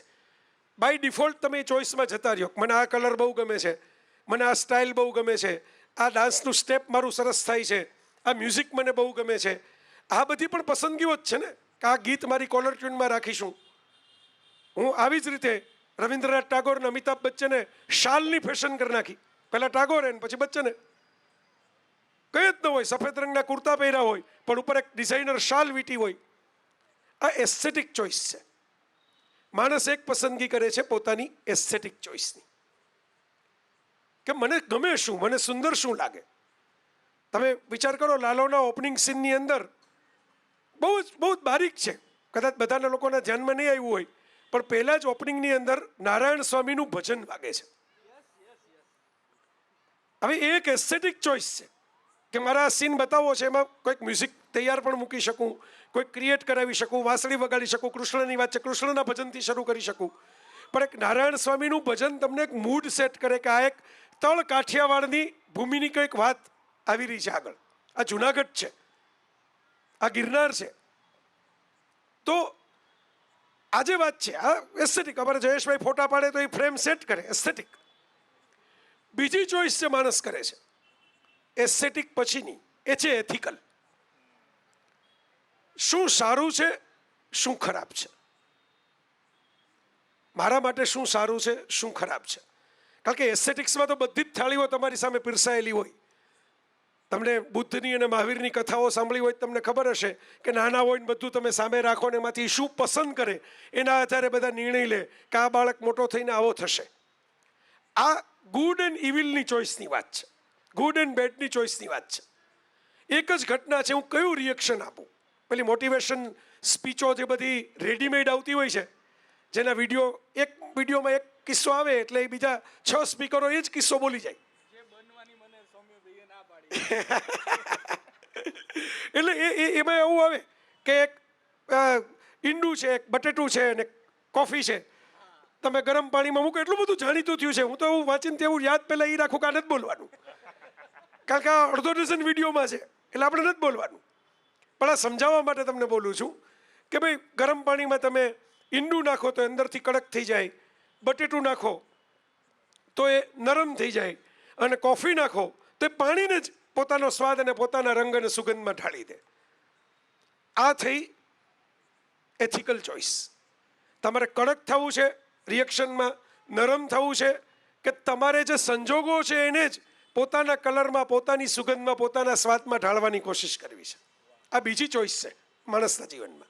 અને એવું નથી કે કિર્કેગાર્ડના જીવનમાં હોય, એ ભલે યુરોપમાં થઈ ગયો, એ તુષારના મમ્મી કે પપ્પાના જીવનમાં પણ આવી હોય, એના બહેનના જીવનમાં પણ આવી હોય, મારી નાનકડી ભત્રીજી પ્રથા છે તો એના જીવનમાં આવશે. કોઈ પણના જીવનમાં ચોઇસના તબક્કા આવશે. ત્રીજી, તમને એમ થાય કે શું કામ કિર્કેગાર્ડ યાદ કર્યો, હંબો હંબો રીલોડેડ, કંઈ સિરિયસ બુક થોડી છે કે આવા બધા નામ લેવાય. ત્રીજી ચોઇસ જે છે એને કિર્કેગાર્ડ કહે છે leap of faith. Leap of faith બહુ અઘરો લાગે એવો શબ્દ છે.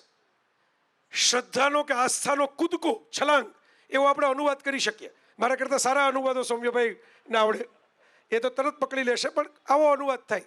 હવે હમણાં લગી આ બધી વાતો બળવાખોરીની ચાલતી હતી. ત્યાં શ્રદ્ધા એટલે ભગવાન કયા પસંદ કરવા, કઈ આરતી કરવી, કયું ભજન કરવું, એ પસંદગી નહીં. તમે કઈ બાબતમાં સાહસ કરી શકો છો, કઈ બાબતમાં તમે એમ કહો છો કે આ મને પસંદ જ નથી, આવું નહીં કરું. નહીં એટલે નહીં. 2002ની સાલમાં ચેતન સાક્ષી છે, બીજા કોઈ તો ત્યારે હતા નહીં અહીં બેઠેલામાંથી. રમેશભાઈ મેરજા સાક્ષી છે, જો કદાચ એ અહીં અત્યારે બેઠા હોય તો. પણ 2002ની સાલમાં મેં કોલેજની નોકરી છોડી ત્યારે મેં એમ કીધું કે ભાઈ હું અમુક સમાધાનો કરવા તૈયાર છું. વિદ્યાર્થીઓ સાથે ડાયલોગ કરવો મને ગમે, પૈસાની જરૂર છે, પગાર આવે એ તો વધારે ગમે, પણ આમ હું નહીં કરું. નહીં એટલે નહીં. લોકોએ કીધું કે આ તો મુશ્કેલ છે, તકલીફ છે. રોનકના પપ્પા મહેન્દ્રભાઈનો ફોન આવ્યો હતો કે આવા ગાંડા જેવા નિર્ણય ન લેવાય, રાજીનામા પાછા ખેંચી લ્યો. પણ મેં નક્કી કરેલું કે નહીં, આ મારી છલાંગ છે, આમાં હું સમાધાન નહીં કરું. રોનકને હજી ખબર છે, હજી અમુક બાબતના ડિઝાઇનમાં, ક્વોલિટીમાં, હવે હું એને કહું કે આ નહીં જ ચાલે, નહીં ચાલે એટલે નહીં જ ચાલે, આમ જ.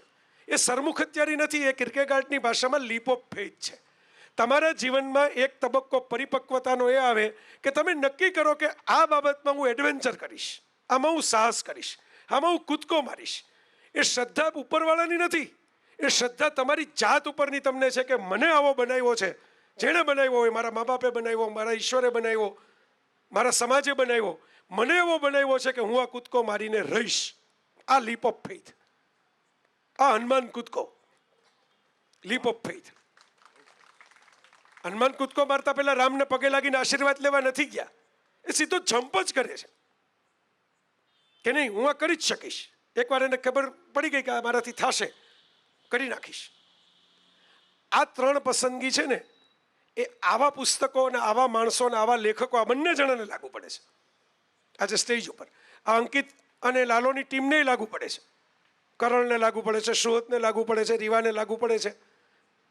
આ બધા લીપ ઓફ ફેથના કૂદકા માર્યા છે કે લોકો કહે કે નહીં પણ હું આ કરીશ, હું આ દિશામાં જઈશ. તો ભાવેશને 15 જણા એમ કીધું હોય કે તમે થોડાક આવા ગીતો લખો ને, પણ ભાવેશે નક્કી કર્યું કે હું ગઝલ જ લખીશ, હું ગઝલમાં કામ કરીશ. Leap of faith. આ ત્રણ વસ્તુ માણસ પાસે હોય ને ત્યારે માણસ બને છે. એ ટટ્ટાર, પેલી રીઢકી હડ્ડી ત્યારે ઊભી થાય છે. કરોડરજ્જુમાં મણકાઓ હોય ને, આ ત્રણ મણકાઓ ટટ્ટાર થાય ને ત્યારે માણસ બને છે. પછી કેવો બને છે? પછી જે બને છે એન્ટી ફ્રેજાઇલ બને. નાસિમ નિકોલસ તાલેબ નામના બહુ મોટા રાઇટર અને ઇકોનોમિસ્ટ, બહુ અદ્ભુત લેખક છે. જીવનમાં કોઈક વાર વાંચવા જોઈએ એવા લેખક. 5-15 લેખકો જ તમારે જીવનમાં જો વાંચવાના હોય તો હું તાલેબનું નામ આપું તમને, કાં વાંચજો. એવા લેખક અમેરિકન છે. અને એમને એક પુસ્તકનું 2012માં આવેલા પુસ્તકનું ટાઇટલ છે, જે આપણી સમાપન છે અહીંનું, એન્ટી ફ્રેજાઇલ. તાલેબ એવું કહે છે કે દુનિયામાં કેટલાક તત્વો, કેટલાક માણસો, કેટલાક નાયકો કે નાયિકાઓ, કેટલીક કથાઓ એન્ટી ફ્રેજાઇલ હોય છે. ફ્રેજાઇલ એટલે નાજુક, બટકણું, તરત તૂટી જાય એવું. જરાક હાથ અડાડ આપણે એમ કહીએ સાચવીને, હો ભાઈ. ફર્નિચર ગોઠવતા હોય તેમ કહે કે આ જરાક દિવાળીનું સાફ કરતા હોય તેમ કહે કે આ પડી જશે, તૂટી જશે, ભાંગી જશે. અને કેટલીક વસ્તુ એવી હોય કે આપણને બીક જ ન હોય, ભલે છોકરા રમતા, આમાં ગોબોય નહીં પડે. આપણે એમ કે આ તો મજબૂત છે, આમાં ગોબા નથી પડવાના. તાલેબ એવું કહે છે કે 21મી સદીની દુનિયાએ એન્ટી ફ્રેજાઇલની પૂજા કરવાની જરૂર છે, એને સલામી આપવાની જરૂર છે. કિસી કી ભી પરવાહ જો કરતે નહીં, જમાને સે કુછ લોગ ડરતે નહીં. જેને જમાનાની પડી નથી એવા માણસો. મેં હમણાં સિડની સ્વિનીના ફોટા મૂક્યા હતા ફેસબુક ઉપર, મને તો બહુ ગમે છે. મેં તો હજી બીજા કલેક્શન કરીને રાખ્યા છે. એ પાછા ડ્રેસી દવાડામાં પહેરીને આવે જ છે, એટલે હાઉસમેટના ફોટા હમણાં હું મૂકવાનો જ છું, એ ભેગા કર્યા જ છે. તેમાં ભાઈ એમ લખી ગયા કે આ તમારા ફોલોઅરને નથી ગમતું. તો મેં કીધું ભાઈ ફોલોઅરને ન ગમે એના માટે હું મારી ચોઈસ શું કામ બદલાવી નાખું? એને ફોલો કરવું ન કરવું હોય તો તેલ લેવા જાય. આ અમારો કાઠિયાવાડી મિજાજ, બરાબર? તેલ લેવા જાય, ભલે તેલ લઈ આવે, સારું તેલ લઈ આવે, એમાં ભજીયા તળે, ભજીયા તળીને પોતે ખાય, પણ આપણને કહેવા ન આવે કે આપણે શું ખાવું ને આપણે શું પીવું. આ એન્ટી ફ્રેજાઇલ. જે કિર્કેગાર્ડના 3 પગથિયા ચડીને જે ટટ્ટાર થયા હોય ને, એ લોકો એન્ટી ફ્રેજાઇલ થયેલા હોય છે. એ નાજુક નથી હોતા, નક્કર હોય છે, નક્કર, સોલિડ. કે દુનિયાને જે કહેવું હોય કે અમે આ રસ્તે ચાલશું, અમે આ કરશું. કોઈ પણ, અમે મયુર છે, માઇકલ, એન્ટી ફ્રેજાઇલ. મારે આ કરવું છે, હું આ કરીશ, હું આ પ્રકારનો રોલ કરીશ. કરસનદાસ પેન યુઝ, તમે વિચાર કરો, કર્યો ને. અહીં એવા લોકો છે, ધીરેનભાઈ બેઠા હતા હમણાં સુધી, દેખાતા નથી, બરાબર, નીકળી ગયા. અશોકભાઈ બેઠા છે, મારું ધ્યાન નથી. ઓ સો સોરી, અરે વેરી સોરી, વેરી સોરી. આમ બધે લાઇટ જે છે ને એ અમુક વસ્તુઓ ડાર્ક કરી નાખે, બરાબર? લાઇટ તમને, હા, લાઇટનો અતિરેક છે ને એ તમને અમુક વસ્તુઓ અંધારામાં રાખી દે. એટલે જીવનમાં રોશનીના અતિરેકથી પણ બચવું. કેટલીક બહુ ચળકતી વસ્તુઓ તમારી આંખે પાટા બાંધી દેશે. તો આ એન્ટી ફ્રેજાઇલનો ઉત્સવ છે. ખાલી અંબો રિલોડેડ નથી, ખાલી સૌમ્ય જોશીના હાથે થયેલું વિમોચન લોકાર્પણ નથી. અમે બધા થોડાક એન્ટી ફ્રેજાઇલ લોકો, આમ તો અસામાજિક તત્વો ગણાઈએ, પણ જુદી રીતના અમે એવો પ્રયત્ન કરીએ છીએ કે સમાજ થોડોક તત્વ લગી પહોંચે, ઓને આપણે બાજુમાં રાખીએ. સમાજને કંઈક તત્વ શું છે ખબર પડે, એનો આ ઉત્સવ છે, એનો જલસો છે. અને ઇન્ટરેસ્ટિંગલી કે લાલો પણ એ જ છે, એ જ લીપમાં છે. એમણે પણ સૌમ્યએ કીધું ને, સભાનતા સાથે રો ફિલ્મ બનાવી છે, ઇનોસન્ટ ફિલ્મ બનાવી છે, સભાનતા સાથે, એક પૂરી સમજ સાથે. કે મને કૃષ્ણનું થોડું ઘણું આકર્ષણ ખરું, એટલે હું કહી શકું કૃષ્ણ એકચ્યુઅલ જે ફિલોસોફી છે કૃષ્ણની, એની સાથે. એટલે તો મેં એનો વખાણ કર્યા. આ કોઈ મને ફોન કરીને કીધું નથી વખાણ કરવાનું. રીવાના પપ્પા મને ઓળખે, બાકીના બે તો ઓળખતા જ નહોતા. પણ રીવાના પપ્પા તો અમેરિકામાં આટા મારતા, તેથી મને એ પૂછતા હતા કે અત્યારે ઓર્લેન્ડોમાં કયું નાટક જોવા જાઉં, શિકાગોમાં કયો પિઝા ખાવા જાઉં. એને એમને જ કીધું કે મારી દીકરીને પિક્ચર જોવા જાઉં. એને મારો સ્વભાવ ખબર છે, એટલે બોલે જ નહીં. પણ હું એટલા માટે કહું છું કે હવે તમે એમની સામે આવવાના છો, તો આવા એન્ટી ફ્રેજાઇલ એસેટ્સ જ્યારે કોઈ પણ ભાષાને, કોઈ પણ સંસ્કૃતિને, કલ્ચરને મળે ને, ત્યારે સમાજે બીજું કાંઈ જ નથી કરવાનું. એને પગે નથી લાગવાનું, એની પાલખીઓ નથી ફેરવવાની, એની રથયાત્રાઓ, શોભાયાત્રાઓ નથી કાઢવાની, એને ફૂલને નથી વધાવવાના. બસ એને સાચવીને એ જે કહે ને એ સાંભળવાનું છે, વાંચવાનું છે, અને એમાંથી પોતે કેમ એન્ટી ફ્રેજાઇલ બનવું એ શીખવાનું છે. આટલું જ વિચારવાનું છે. તુષાર, મેં શરૂઆત કરી બધી મોટી મોટી ફિલોસોફીથી, અને છેલ્લે હું કહું છું, તુષારના પપ્પા, એની બહુ ઈચ્છા હતી કે હું પપ્પાના જન્મદિવસે પ્રોગ્રામ કરું. એટલે એ વાત મેં સાંભળીને તરત કહી દીધું કે હું જ્યાં પણ હોય છું પહોંચી જઈશ. મેં કીધું પપ્પાનો જન્મદિવસ હોય, વાત પૂરી થઈ ગઈ. હવે બીજી આમાં કંઈ ચર્ચાને અવકાશ નથી કે આ કરો, નામ કરો, રવિવાર કરો, સોમવાર કરો. હું પહોંચી જઈશ. અત્યારે પણ અમારી ગાડી અટકી ગઈ, આગળ એક ગાડી અટકી ગઈ, એટલે અટકી ગઈ તો ચાલીને આવી ગયો, વોક કરીને આવ્યો. પણ સિદ્ધાર્થ નામની હરમાનેસની કથા સૌમ્યભાઈ, બહુ જ જાણીતી બુદ્ધત્વની કથા. એમાં સિદ્ધાર્થ ઘર છોડીને પપ્પા સાથે ઝઘડો કરીને બહાર નીકળી જાય છે એક્સપ્લોરેશન કરવા લાઈફનું પોતાની રીતે. પછી એક હોળીવાળો એને મળે છે, ને ત્યારે દાઢી વધી ગઈ હોય છે, ઉંમર વધી ગઈ હોય છે, કરતલીઓ પડી ગઈ હોય છે. ત્યારે અરીસાઓ નથી હોતા એ યુગમાં, અને એ પોતાનું પાણીમાં પ્રતિબિંબ જોવે છે ને ત્યારે એને અહેસાસ થાય છે કે હું તો મારા બાપ જેવો દેખાઉં છું. અને એમાંથી પાછો ફરી જાય છે, સંસાર ત્યાગના રસ્તામાંથી ઘરની દિશામાં જાય છે પાછો, કે હું મારા બાપ જેવો દેખાઉં છું, મારો બાપ મારામાં જીવે છે. તુષારના પપ્પા ભલે લેખક ન થયા હોય, પણ તુષાર જેટલા પુસ્તકો લખશે, તુષાર જેટલી રીતે ક્યાંક ને ક્યાંક છલાંગ મારશે, ત્યારે એ બાપ, અને સદનસીબે માના આશીર્વાદ તો હાજર છે, એનો ખોળો તો હાજર છે, એ મા અને બાપ દરેકના, એ સૌમ્યના હોય, મારા હોય, કોઈ પણ અહીં બેઠેલા એક કે એકના હાજર હોય એ ભગવાનની કૃપા, હાજર ન હોય તો એ સ્વર્ગમાંથી મળતી કૃપા, એમ માનીને એ મા બાપો છે એ હરખાતા જ હોય, એવું માનતા જ હોય કે વાહ, આપણે હજી મરી નથી ગયા, આપણે જીવીએ છીએ આપણા સંતાનોમાં, એના ડીએનએમાં, એના જીન્સમાં. Thank you.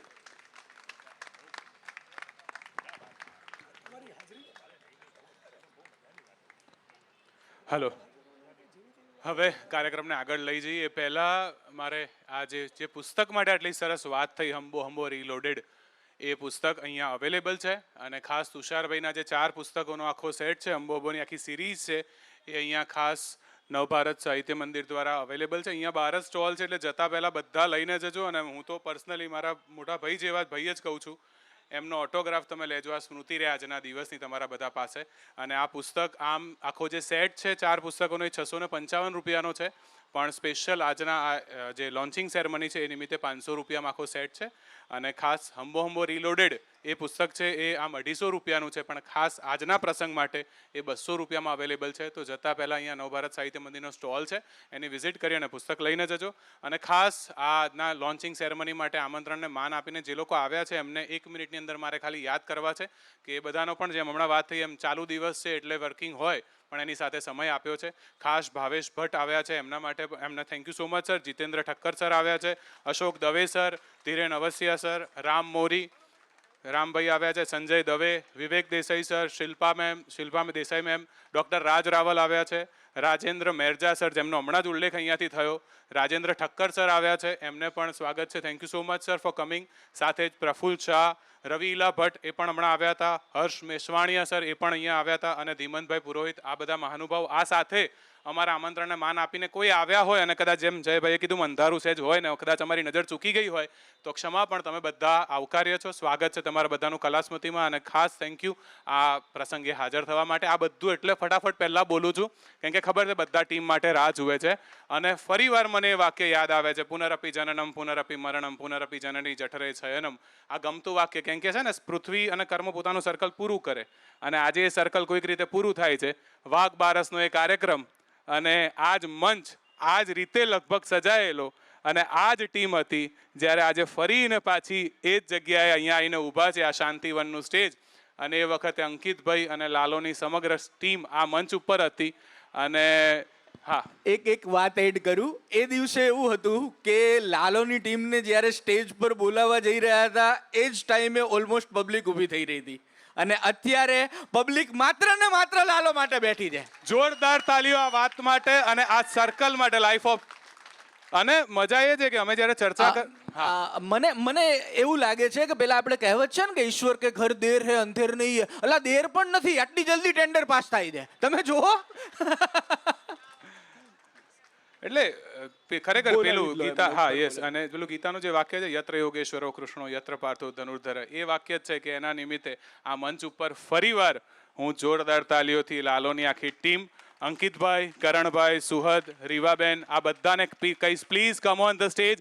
અને સાથે લાલોના જેટલી પણ ટીમને સાથી મેમ્બરો આવ્યા છે એમને કહીશ પ્લીઝ આપ સ્ટેજ ઉપર આવો.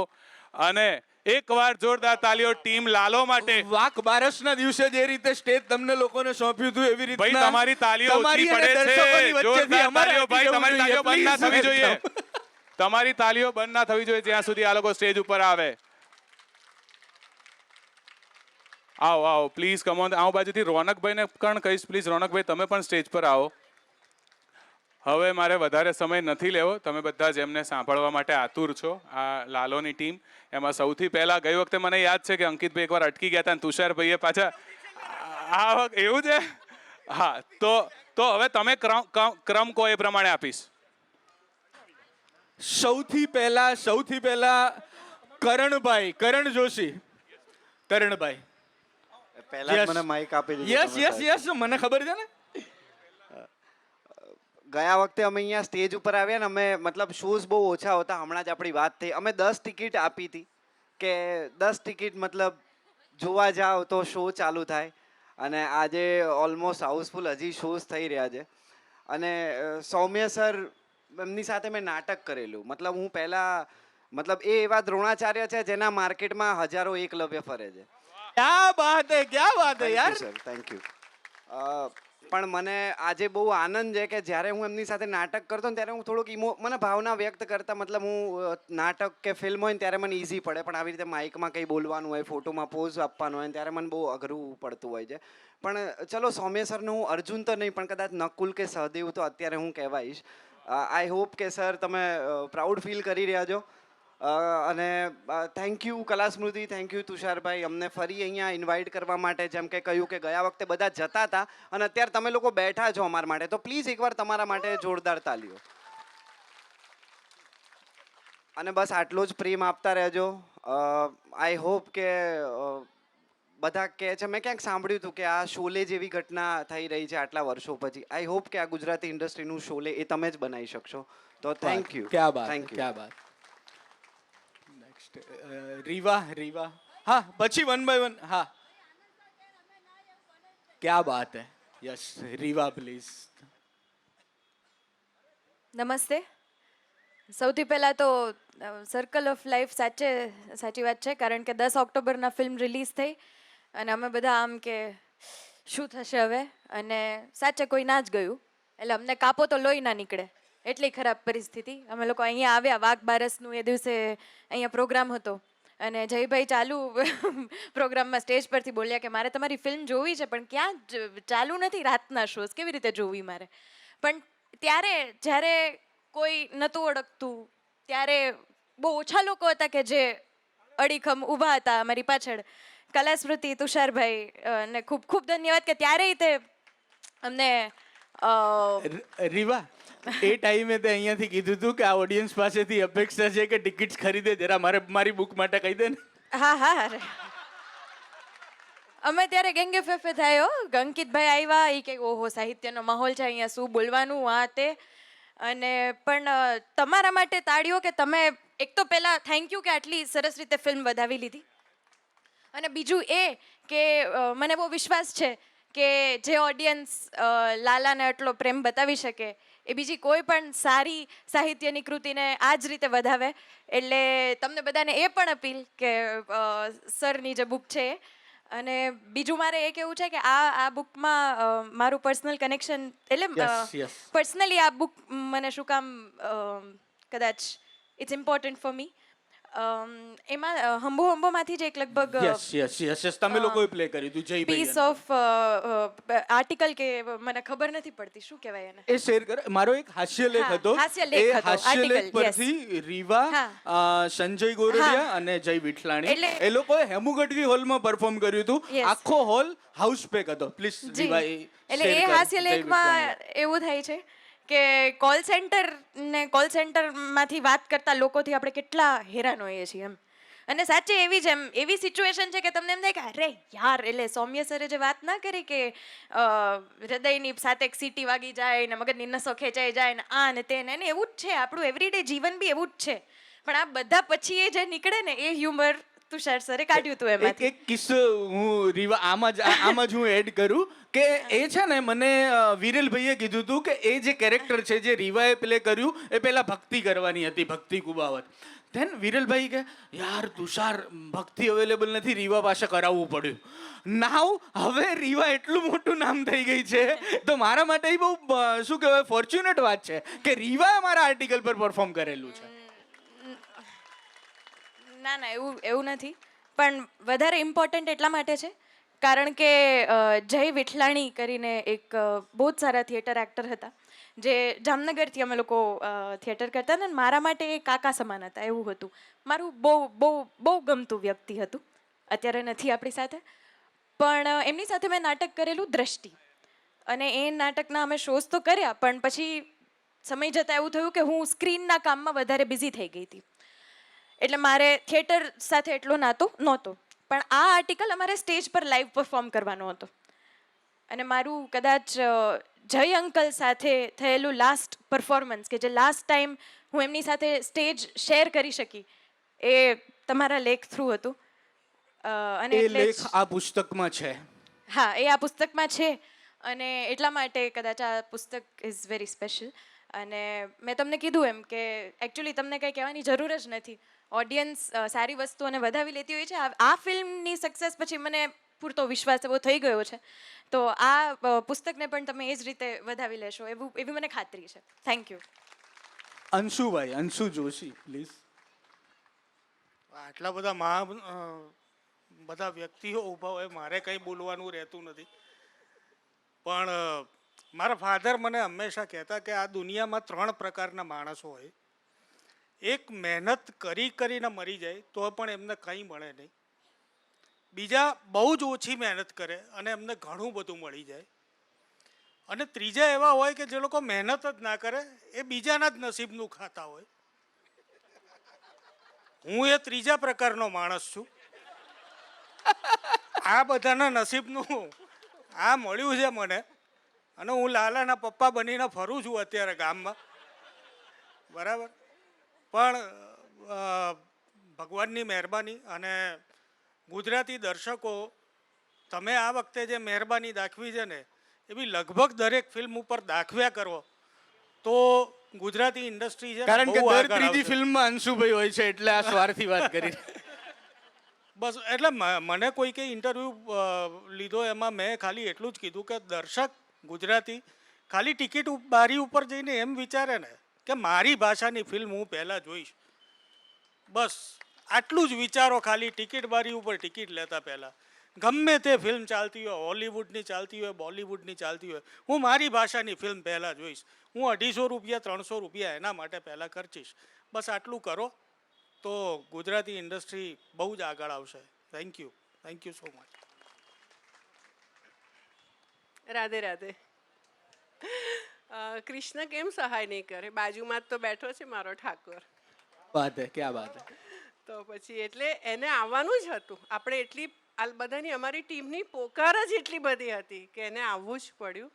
અને તમારી નિયત સારી હોય છે, તમારા કર્મ સારા હોય છે, અને તમે મહેનત કરો છો. જે રીતની આ ટીમ મહેનત આજની તારીખે પણ દોડે છે ને એ લોકો, તો એનું ફળ તો મળવાનું જ હતું. અને મારો બહુ જ ફેવરિટ એક જ સીન છે કે જ્યારે રીવા નાચતી જ્યારે કૃષ્ણને સરેન્ડર થાય છે ને, ધીસ ઇઝ ધ રૂવાડા ઊભા થઈ જાય આપણા. કે મારા માટે એ જ છે કે તમે જ્યારે સરેન્ડર થાઓ છો ને, સમર્પિત થાઓ છો, તો એ દોડીને આવે છે જેમ સુદામા માટે દોડ્યા હતા. તો મારો ફેવરિટ સીન એ છે ને મારી લાઈફમાં પણ છે. હું પોતે રાધા કૃષ્ણને સરેન્ડર થયેલી છું. ઘણા બધા કહે છે કે તમે તિલક કરો છો તો તમે ફોલો કરો છો. મેં કહું હું ફોલો નથી કરતી, હું પ્રેમ કરું છું, ને જ્યાં પ્રેમ છે ત્યાં સમર્પણ છે. તો મારી સમગ્ર લાલોની ટીમ ખૂબ મહેનત કરી છે અને કરી રહી છે. અને આટલો અઢળક પ્રેમ આપવા બદલ, આટલો અપ્રતિમ પ્રતિસાદ આપવા બદલ સમગ્ર ટીમ વતી આભાર વ્યક્ત કરું છું. ને ગુજરાતી ફિલ્મને આટલો જ પ્રેમ આપજો. તમારી ફિલ્મ છે, તમારી ભાષાની ફિલ્મ છે. રાધે રાધે. પ્રોડ્યુસર અજય પાદરિયા, જેમને લૂંટવાની મને બહુ જ ઈચ્છા છે એવા. અરે મને ખરેખર બોલતા નથી આવડતું, પડદા પાછળ કામ કરતા આવડે છે. પ્લીઝ મને પ્રોડ્યુસર છે, તાળીઓ જોરદાર એમના માટે. એટલે મૂળ શરૂઆત એમણે કરી હતી. ઓકે, થેન્ક યુ તુષારભાઈ પહેલાં તો અમને લોકોને આમંત્રણ કરવા માટે. એટલે એમને પહેલાં મને મેસેજ કર્યો કે બુક લોન્ચનો કાર્યક્રમ છે, તમારે લોકોની ટીમની અવેલેબિલિટી. એટલે મેં કીધું પ્રભુ અમારે લોકોને દ્વારકા ધજા ચડાવવા જવાનું છે, અમે લોકોએ નક્કી કર્યું છે. એટલે જોઈએ પોસિબલ હશે તો કોઈક અમે લોકો આવી જઈશું. પણ હવે એમનો પ્રેમ અમારા પ્રત્યેનો, અમારો એમના પ્રત્યેનો પ્રેમ, દ્વારકાધીશે કીધું કે તમે થોડો સમય છે ને ખોબરી જાઓ. તુષાર દવેનું પેલા બુક લોન્ચમાં જતા હોય છે. એમને મેં પૂછ્યું કે તમે તો દ્વારકા જવાના હતા, તો કે દ્વારકાથી હુકમ આવી ગયો કે પહેલા તુષારભાઈનું બતાવો. હા એટલે રિયલી મતલબ મેં એમને પેલા સ્ટ્રેટ ફોરવર્ડ ના પાડી, પ્રભુ સોરી એના માટે કે અમે લોકો નહીં આવી શકીએ. અમારે ઓનેસ્ટલી આવું હતું. હા, એવું નહીં કે દ્વારકા જવાનું પણ એમ હતું નહીં, મારી બુકમાં કૃષ્ણ સદા સહાયત જ છે, તો જ તમે બધા અહીંયા અવેલેબલ છો. હા એટલે લિટરલી એ આનંદ થયો. અને જેવી ખબર પડી કે આપણે લોકો પોસ્ટપોન કરી રહ્યા છીએ તો તરત જ મેં મેસેજ કર્યો કે સાહેબ અમે લોકો આવી રહ્યા છીએ. એમને તો પેલા મને કીધું કે કોણ આવી રહ્યા છે? મેં કીધું પ્રભુ બધા લોકો આવી રહ્યા છીએ. ટીમમાંથી એકાદું વ્યક્તિ હશું. મેં કીધું કોણ? બધા કે જેટલા છીએ ને બધા આવી રહ્યા છીએ. એટલે મારા માટે બહુ મોટી વાત છે. અને પોસ્ટપોન ઉપરથી યાદ આવ્યું, અમે પોલીસને જાણ કરી દીધી હો ભાઈ અહીંયા હાજર પણ. એટલે મેં કહી દીધું તું ભાઈ, પછી કહેતા નહીં કે અમને કીધું નથી. અલા. 4 ફોન ક્રાઇમ રિપોર્ટર પાસે કરાવ્યા. સીપીને કહી દેજો લાલોની ટીમ અહીંયા આવે છે. હાલે મારે એટલે એ જનરલી અમે લોકો કોઈ પણ ઇવેન્ટમાં જતા હોય છે ને તે કેવું પડતું હોય છે. હવે એવું થઈ ગયું છે કે જરા તમે જાણ કરજો, કારણ કે કાલ સવારે કંઈ પણ સિચ્યુએશન ઊભી થાય તો થોડું સેફટીમાં ચાલીએ યાર, કારણ કે ખબર નહીં. કઈ નહીં, આ પાર્ટ એડિટ કરી નાખીશું. સુહદભાઈ લાલો, જોરદાર તાળીઓ સુહદભાઈ માટે. એટલે લોકો આપણા બધાની રાહ ક્યારથી જોતા થઈ ગયા ખબર ના પડી.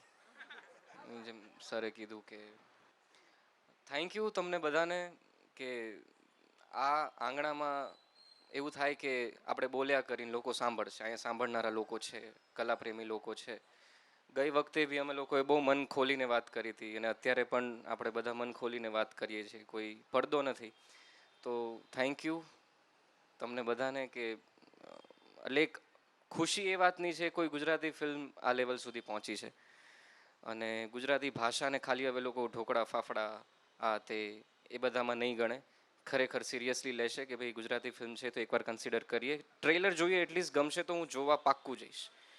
ત્યાં સુધી તો આપણે લોકો પહોંચ્યા છે. સો આપણા બધા એકવાર તાળીઓ પાડી દો આપણા બધા ગુજરાતીઓ તરીકે.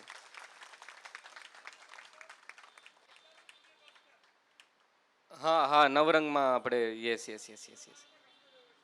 પણ અને તુષારભાઈ, સૌથી પહેલાં હું એમ કહીશ કે જ્યારે વાઘ બારસે તમે લોકોએ બોલાવ્યા હતા અને અમે અહીંયા ઊભા હતા જ્યારે લોકો નહોતા અને લોકો છે અત્યારે, એ સેકન્ડરી વસ્તુ છે. પણ તમે સતત અમને સપોર્ટ કર્યો છે, આ સ્ટેજ આપ્યું છે, ખૂબ ખૂબ આભાર. Thanks to Shreyansh sir and કલા સ્મૃતિ. આ જે સંસ્થાને, આ સંસ્થા જ કલાકારો માટે છે. અને જ્યારે ફિલ્મ રિલીઝ થઈ હતી ત્યારે તમે આવડું મોટી પોસ્ટ ફેસબુક પર કરી હતી વખાણ કરતી. તો થેન્ક યુ સો મચ, અને તમને મેની મેની કોંગ્રેચ્યુલેશન્સ. તમારા હંબો હંબો સિરીઝની એક નવી બુક રિલીઝ થઈ છે. પ્લીઝ તમે અહીંયા જ સ્ટોલ લાગેલો છે તો ખરીદજો, બાકી ઓનલાઈન આગળ તમને મળશે જ.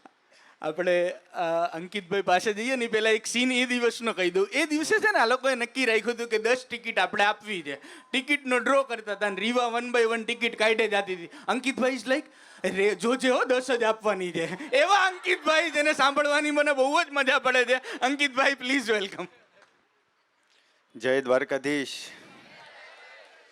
Thank you sir, thank you. અહીંયા હજી નથી આવડતું બોલતા, હજી કોઈ બહુ દિવસ નથી થયા. પાછા કોન્શિયસ નો થતા હો. એવું જ છે, કોઈ એવું જ છે. મહાનુભાવોના ભાર વગર તમને મોજ આવે એમ. ના ના ના ના. અને નાના હતા ને ત્યારે સાહેબ તમને બહુ સાંભળ્યા, હજી ઘણું સાંભળતા હોય ત્યારે એમ થાય કે આવું બોલતા આવડી જાય તો મોજ આવે. મને નહીં, જય વસાવડાને.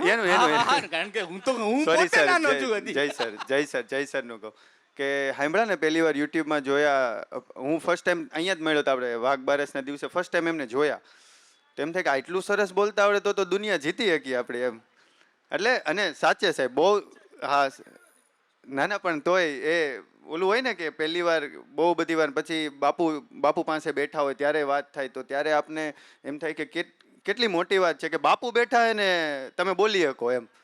એટલે એ બહુ, અને થેન્ક યુ એની માટે. ને તમને બી બહુ સાંભળ્યા છે, એવું નહીં કે આ સ્ટેજ મન છે એટલે કંઈ બોલું, પણ બહુ સાંભળ્યા ને ઘણું શીખાય છે. એટલે મારે દિલથી કે અંદરના કૃષ્ણને કહેવું પડે કે thank you sir, thank you so much એમ. અરે વાહ, હા 100% સર, થેન્ક યુ સર. અને તુષાર સરને એટલે કહેવું પડે કે ત્યાંથી તમે ઓળખતા નહોતા કે, અને એમણે પોસ્ટ નાખી હતી મને કીધું કે તુષારભાઈ છે ને આવડી આ પોસ્ટ નાખી છે ને બધું અમે જોયું, કીધું વાહ ગજબ, એણે કીધું બોલાવ્યા છે. એટલે ત્યારે તો એક જ શ્વાસ હાલતો હતો, ડાબી ઓલું કહે ને કે એક જ શ્વાસે શ્વાસ લેતા હતા, અને આવ્યા કે બોલો, કીધું આમાં તો પહેલી વાર બોલાવ્યા છે આવી રીતે. આટલા સાહિત્ય લોકો હોય તો આપણે શું બોલવું એમ. પણ પછી ત્યારે જે અંદરથી આવ્યું એ બોલ્યા. તો ઓલા ભાઈ મને પ્રીમિયરમાં મળ્યા, મને કે અહીંયા આવો એ કે, અને એ કે બતાવી કે આ જો તમારી રીલ 11 મિલિયન ને એ કે 7 મિલિયન ને કરોડોમાં વ્યૂઝ છે, એ જબરી હાલી ગઈ છે. એટલે એ પ્રભુ કૃપા જેમ કે. અને સાહેબે સરસ કીધું કે ગઠે નથી બની ગઈ, પણ અમને ના પાડી હતી કે તમે જરાક છે ને બહુ પાવરમાં આવીને એમ ન કહેતા કે અમે આમ બનાવ્યું છે ને અમે આમ વિચાર્યું હતું એટલે આમ થયું છે, કે એ એમ જરાક એમ કહેજો કે હા અમે અમારી રીતે મહેનત કરી છે અને એ પ્રભુએ આગળ લઈને, હકીકત પ્રભુ આગળ તો રહ્યા જ છે, એટલે પણ મહેનતને અમે થોડુંક ઓછું પ્રાધાન્ય આપતા હતા. એટલે મારે એક ભાઈબંધનો ફોન એ મને કે તને પાપ લાગશે. મેં કીધું કાં? એ કે તું જ્યાં હોય ને એમ કહેશો કૃષ્ણએ કર્યું, હું તને વર્ષોથી ઓળખું છું, તે હજી ખાધું નથી, જે દોડતો હૂતો, એ જરાક વાત કર તો ઓલા લોકોને ખબર પડે ને કે હાવ ભજન કરશે. એમને નહીં થાય આ એમ.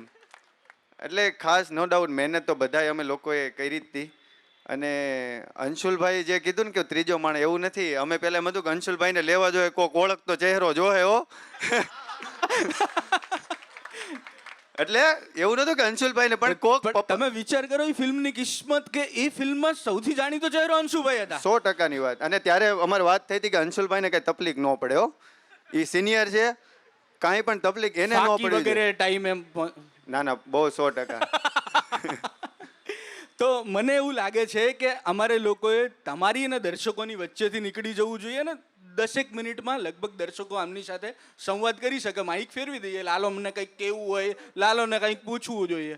હા એટલે તમે પણ મને એવું છે કે માઇક જરા આ લોકો માટે ઓપન કરી દઈએ. આનંદભાઈ બીજી કંઈ ઔપચારિકતા ના હોય તો 2-3 પ્રશ્નો લાલોની ટીમ સાથે આ લોકો સંવાદ કરી શકે એના માટે. Hello hello hello hello hello. હાથ ઊંચો કરજો, તમારા સુધી માઇક પહોંચાડીશું અમે. હા યસ, કોઈ પ્રશ્ન વાળા હાથ ઉપર કરો.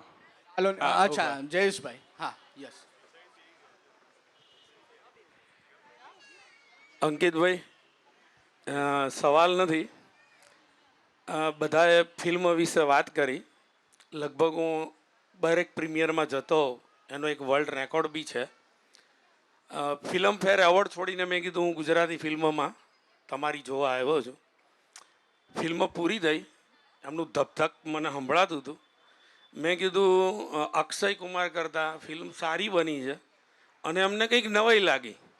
એટલે તમે પ્રોડ્યુસર ભાઈ, નામ નથી ખબર, એમને બોલાયા કે આ ભાઈ આવું કહે છે. અને મેં કીધું આ બધા લોકોની જેમ બોલીશ તો બહુ લાંબા સવાલોને પાનાના પાના ભરાઈ જાય ફિલ્મ વિશે. ત્યારે મેં તમને એક જ કોમેન્ટ આપેલી. આજે બી બુક માય શોમાં 3જા નંબરની એક કોમેન્ટ મારી પડી છે કે ફિલ્મ એટલી સરસ છે, લોકો જોવા જાય, ના ગમે તો આ મોબાઈલ નંબર લખું છું, એના રૂપિયા મારી પાસેથી લે. શરત એટલી. આવું દરેક ફિલ્મોમાં લખતા જાઓ ને જરા. ના, લાલા માટે મોબાઈલ નંબર લખ્યો કે એ ફિલ્મના પૈસા હું આપીશ. શરત એટલી કે કેમ ના ગમી એ લખજો, સાથે હું એક સારા ડોક્ટરનો નંબર આપીશ. બીજું કોણ અહીંયાથી કોઈ હાથ ઊંચો કરે છે? જી, ટૂંકાણમાં અને સીધો સવાલ. યસ. મારે 3 વાત કહેવાની છે અહીંયા આગળ.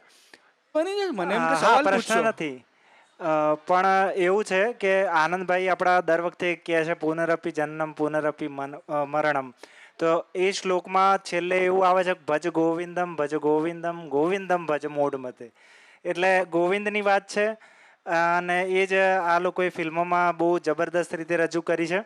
બીજી વાત એ છે કે યુગ ચક્રમ જગત ચક્રમ જે કહે છે એ શ્લોકનો ભાવાર્થ એવો થાય છે કે યુગનું ચક્ર, જગતનું ચક્ર છે, જે કંઈ છે, નક્ષત્ર છે, એ બધું કૃષ્ણ બદલી શકે, એ વાત છે. અને 3જા નંબરની વાત મારી એ છે કે જે આખા ફિલ્મનું હૃદય છે, અને કદાચ એ ગીત ફિલ્મની વચ્ચે જ આવે છે, તો એની અંદર કાન તારી રે મોરલડીમાં જાદુ ભર્યા.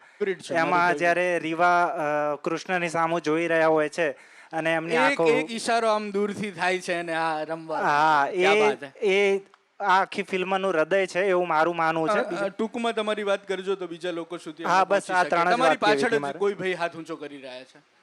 જી. ટૂંકાણમાં આપની વાત અથવા સવાલ.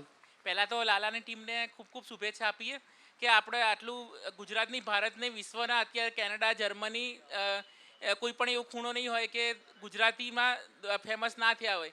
આખા વિશ્વના દરેક ખૂણામાં ફેમસ થયા હોવા છતાં પણ આપણા માટે 5 મિનિટનો ટાઈમ આપ્યો, એટલે આપણે બધાએ ભેગા થઈને એમને સ્ટેન્ડિંગ ઓવેશન આપવું જોઈએ. ખાસ કરીને કે એનાથી શું થાય કે એમનું માન સન્માન અને એમને આવા કાર્યો કરવાની, જો અમિતાભ બચ્ચન પહેલે 7 હિન્દુસ્તાની પિક્ચરની અંદર કોઈ ઓળખતું નહોતું, ત્યારથી એમને શરૂઆત કરતાં અત્યારે જે સુપરસ્ટાર અને મેગાસ્ટાર તરીકે જે ઓળખ મળી છે, એવી રીતે રીવાબેનને અને જે સુરત ગોસ્વામી જે છે એમના કાર્યને લોકો વર્ષો સુધી ઓળખે એવી શુભેચ્છા. આ તરફ. અચ્છા, જીતેન્દ્ર અંકલ. હેલો. ખાસ તો મારે એ કહેવાનું, પછી 1-2 સવાલ લેડીઝમાંથી. સવાલ નથી કહેતો, જે તમારી વાત થઈ એટલે મારે કહેવું જોઈએ કે જ્યારે આ ફિલ્મ રજૂ થવાની હતી ત્યારે મને પણ શાહરૂખ ખાનના ત્યાં આમંત્રણ મળેલું, પણ મેં એવું ના, મારી દીકરીની ફિલ્મ રજૂ થાય છે રીવાની, કારણ કે એના ક્યા બાત, એટલે ક્યા મારે બાત. જવું જ પડે. પ્રીમિયરમાં ગયો ત્યાં 10-15 જણા એવું કીધું, શું તમે જતા હશો યાર, છોડો. મેં કીધું, ના મારે જવું જ છે. અને હું ગયો અને પછી તરત જ મેં એ વખતે મારી જોડે સુરત ઊભેલો, અને ખબર છે કે કેવી પરિસ્થિતિ મેં આખી ફિલ્મ જોઈ. અને સૌથી પહેલાં રિવ્યૂ લખનાર ભાઈ તુષાર અને હું કે આ ફિલ્મ જબરજસ્ત છે, હું બીજી વાર જોઈશ. અને બીજી વાર જોયો ત્યારે પણ હું રડી પડેલો તમારો સંવાદ જોઈને, કે હું આટલા વર્ષથી 8 વર્ષથી શોધતો હતો, પણ હું તમારા હૃદયમાં જ છું. ત્યારે કલાકાર હોવા છતાં પણ મને એ વખતે આંખમાં આંસુ આવી ગયેલા, અને મને બહુ જ આનંદ છે કે જબરજસ્ત હિટ ફિલ્મ મળી. Wish you all the best. Thank you. Bhavini ben, તમારી પાછળ ભાવિની બેનને કંઈક વાત કરવી છે. જી ભાવિની બેન. સૌથી પહેલાં તો તમારા સૌના ઓવારણા લઉં છું, કેમ કે આ મને 50મું વર્ષ છે આ ફિલ્મ લાઇનમાં. 1975માં શેઠ સગાડસામાં બાળ કલાકાર તરીકે શરૂ કર્યું. પણ તમારી ટ્રાન્સપરન્સી, તમારી ઓનેસ્ટી, તમારી પ્રમાણિકતા ને તમારી મહેનત, એ આ 100 કરોડનો આંકડો લોકોને દેખાય. પણ તમે લખ્યું છે એક પોસ્ટમાં કે સખ્યા કૃષ્ણ તારા સખા થઈને તારી બાજુમાં આવી ગયા. આ અજય અને અંકિત, આ બધા તો એને હમણાં કીધું કે બેન આપણે પહેલાં કામ કર્યું, તમને યાદ છે હું ક્લેપ્સ મારતો હતો, ક્લેપ બોય હતો, હું ક્લેપ આપતો હતો તમારી લવ સ્ટોરીમાં. પણ એની સહજતા, હું તો મોડી આવી એટલે પાછળ બેઠી, પણ એટલો શાંતિથી બેઠો હતો. આ પચાવવાની ઘટના છે. જેને પચે ને એને પ્રભુ આપે, જેને ન પચે એને ન મળે. કારણ કે લોકોને જેને કહે ને કે નામ ફેમની ઉલટાટ્યા થતા હોય છે. જ્યારે તમે લોકોએ પચાવીને બતાવ્યું, તમે બધા જ તમને બધાને સલામ આપણે સ્ટાઇલમાં કહીએ, પણ આમ તો ઓવારણા. જુગ જુગ જીવો ને, ગુજરાતી ઇન્ડસ્ટ્રીને નામ રોશન કર્યું તમે, અને આગળ પણ કરતા રહો. Thank you.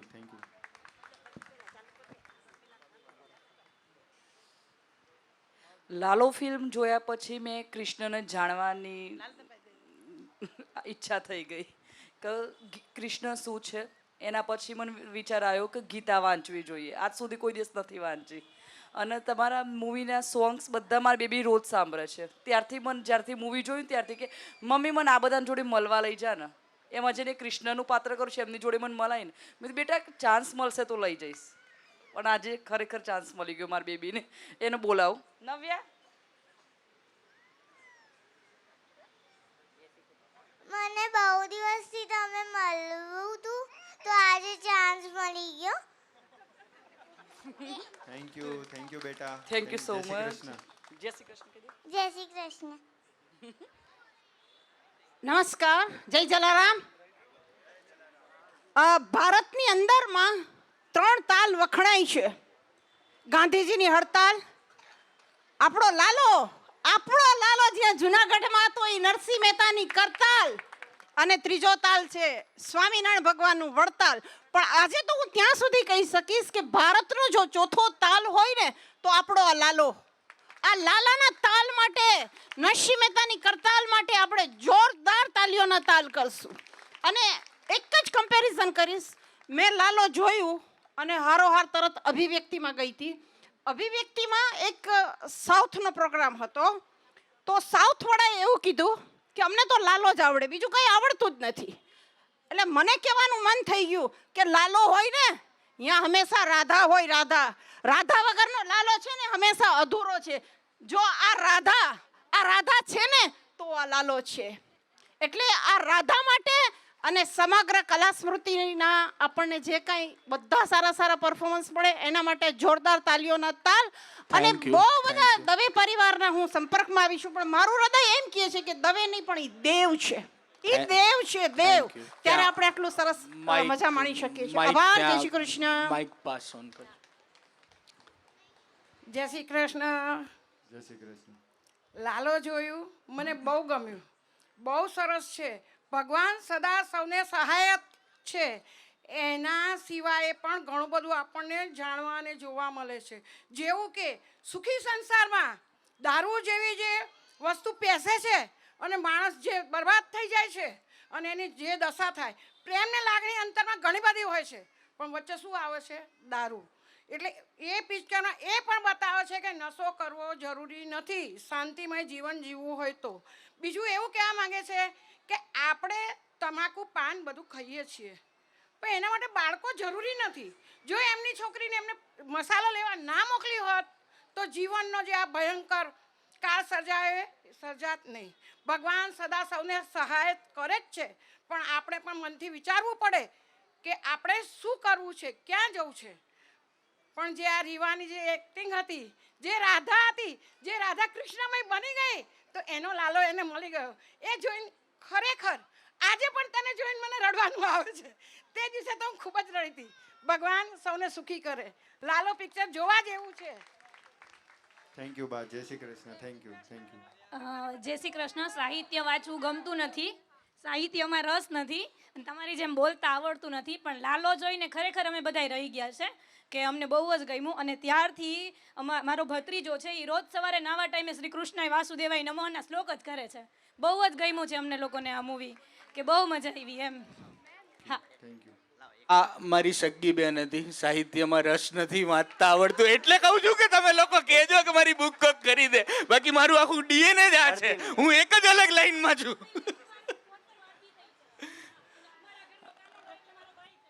ક્યા બાત હે, ક્યા સાચી વાત, સાચી વાત. એક જ વાક્ય કે ટૂંકાણમાં જી, એક જ વાક્યની અંદર કે ઓલું તોડવાનું કીધું ને, અને એમાં એમ કીધું કે તારે જ તોડવું પડશે. એમ અમે સ્કૂલમાં શિક્ષક છો, અમે વિદ્યાર્થીને કહેવું પડશે કે વાંચવું તો તારે જ પડશે.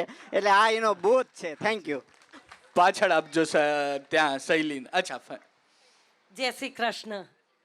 હું તો એક જ વાત કહીશ કે લાલો જોઈને અમારા ગામડામાં જે શ્રદ્ધા નહોતા રાખતા પ્રભુમાં, એમને એટલી શ્રદ્ધા થઈ છે ને કે ના ના, ભગવાન તો આવે જ છે. આપણે સ્મરણ કરીએ એટલે આવે જ છે. ઘણાએ તો દારૂ પણ છોડી દીધો છે. અમારા ગામડામાંથી ગાડીઓ ભરી ભરીને સિટીમાં જાય છે પિક્ચર જોવા, જોઈને આવે છે. આહા, શું ભગવાન તો આવે જ, ભગવાન તો આવી જ જાય. અમારા ગામડામાં એટલી બધી શ્રદ્ધા બેસી ગઈ છે કે બસ લાલો લાલો લાલો, એટલી બધી શ્રદ્ધા બેઠી છે. કોંગ્રેચ્યુલેશન પહેલાં તો મારા ભત્રીજાને આ ચોપડી માટે. આ તો અમારા અમારું આખું ફેમિલી છે જેમને મેં સ્પેશિયલ શો કરીને છે, ચડાકતો દીવો છે. બહુ સરસ છે અમારું ભત્રીજો. હા, લઈ લે શૈલી. છેલ્લા બે સવાલ લઈશું ને. હે, છેલ્લા બે. લાલો રિલીઝ થઈ તો આપણને લાલો જોઈને એમ લાગે કે કદાચ અઠે ગઠે બની ગઈ હશે, પણ એટલે અઠે ગઠે તો બહુ આયલું અંકિતભાઈ.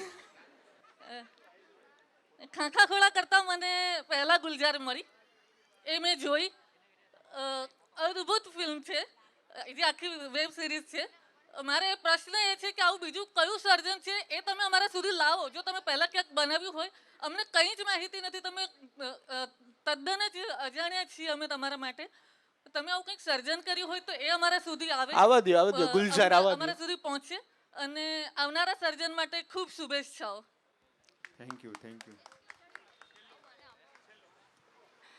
હા, પણ પેલું સર્જન કહી તો દો ગુલજાર. હા, કયો. હા, પહેલા ગુલજાર કરીને છે, વેબ સિરીઝ બનાવી હતી 2020માં. એ લગભગ અમે 4-5 જણાએ જોઈ હતી, જેણે બનાવી હતી. સરસ બની છે, બહુ. તમે પણ જોઈ છે. Thank you. ઘણા બધા લોકો એટલે જોઈ છે, પણ જે લાલાએ જેટલા જોયું એટલે ત્યાં સુધી નથી પહોંચ્યું. પણ થેન્ક યુ, તમે કર્યું. અને એમાં એપિસોડની અંદર જે ડ્રાસ્ટિક ચેન્જ છે, જે અભિનયમાં જે વેરિએશન છે પહેલા અને છેલ્લા એપિસોડમાં, mind blowing. Thank you ma'am. Yes, last question. ઓર્ડન રાખજો 4 થી 5 જણા. આપણે લાલો જોયા પછી એ રાત્રે મેં તમને ફોન કરેલો, શ્રુહદને અને કરણને, અને અમે એ અબાઉટ વાત કરી હતી કે અત્યારે લાલો એક ડિવાઇન ફિલ્મ બની ગઈ છે. બટ જેમ મેં કરણ સાથે ડિસ્કસ કરેલું, લાલો એકચ્યુઅલી કૃષ્ણની માણસ તરીકેની વાત છે. અને એમાં બહુ જ મને ગમતો સીન જે જનરલી લોકોની નજીક નથી આવ્યો, એ છે કે જ્યારે લાલો કૃષ્ણને પૂછે છે કે ક્યારેક તમને ગોકુળ યાદ નથી આવતું, અને એ વખતે કૃષ્ણ એને ગોકુળને યાદ કરે છે, ભીની આંખે વાત કરે છે, અને અડધી વાતે લાલો સૂઈ જાય છે. ઈશ્વરને સાંભળવા માટે, જે બધાને સાંભળે છે ને, એ ઈશ્વરને સાંભળવાની પણ કોઈની પાસે સમય નથી. તો એ જે સીન છે એ સીન પાછળ તમારી જે ભાવના હતી, ખાસ કરીને કરણે મને કીધેલું કે અમે આ ફિલ્મ એવી બનાવી છે કે અમે ઈશ્વર નહીં માણસ તરીકે બતાવવા માંગતા હતા. તો તમારો એ પોઈન્ટ ઓફ વ્યૂ જો તમે મૂકી શકો તો બહુ સારું રહેશે. તુષારભાઈ, એક્સક્યુઝ મી, તુષારભાઈ મારે એક જ ઓબ્ઝર્વેશન કહેવું છે લાલો ફિલ્મ વિશે. જે કૃષ્ણ સુહદ સર બન્યા છે એમનું સ્માઇલ જે છે, મીઠી મુસ્કાન, એને નીતિશ ભારદ્વાજ ને સ્માઇલને પાછળ છોડી દીધું છે. આ મારું ઓબ્ઝર્વેશન છે. ગુજરાતી ફિલ્મને એક મીઠી મુસ્કાન મળી છે. एक्सक्यूज मी, एक्चुअली मेरी एक ख्वाहिश है, મને કદાચ તમારી જેવી ગુજરાતી નથી આવડતી, बट मैं ये चाहती हूँ कि आपका ये जो प्रेजेंटेशन है जो मैं इतनी देर से नोट कर रही हूँ वो आप कनाडा और अमेरिका में भी ले जाएं. वहाँ बहुत बड़ी संख्या में गुजराती हैं, बट शायद ऐसी चीज़ वहाँ पर मैंने नहीं देखी. मैं इतने समय वहाँ रही हूँ, तो आप इसको वहाँ भी ले जाइए. Already release in Canada 22 countries release हो गई है. अच्छा, तो यूएसए में, कनाडा में, सभी जगह पे प्लीज आप ये सब ले जाइए. मैं खाली ये मेरी ये इच्छा है. Thank you. બે હા હજી બે હા શાયરી બોલવી છે.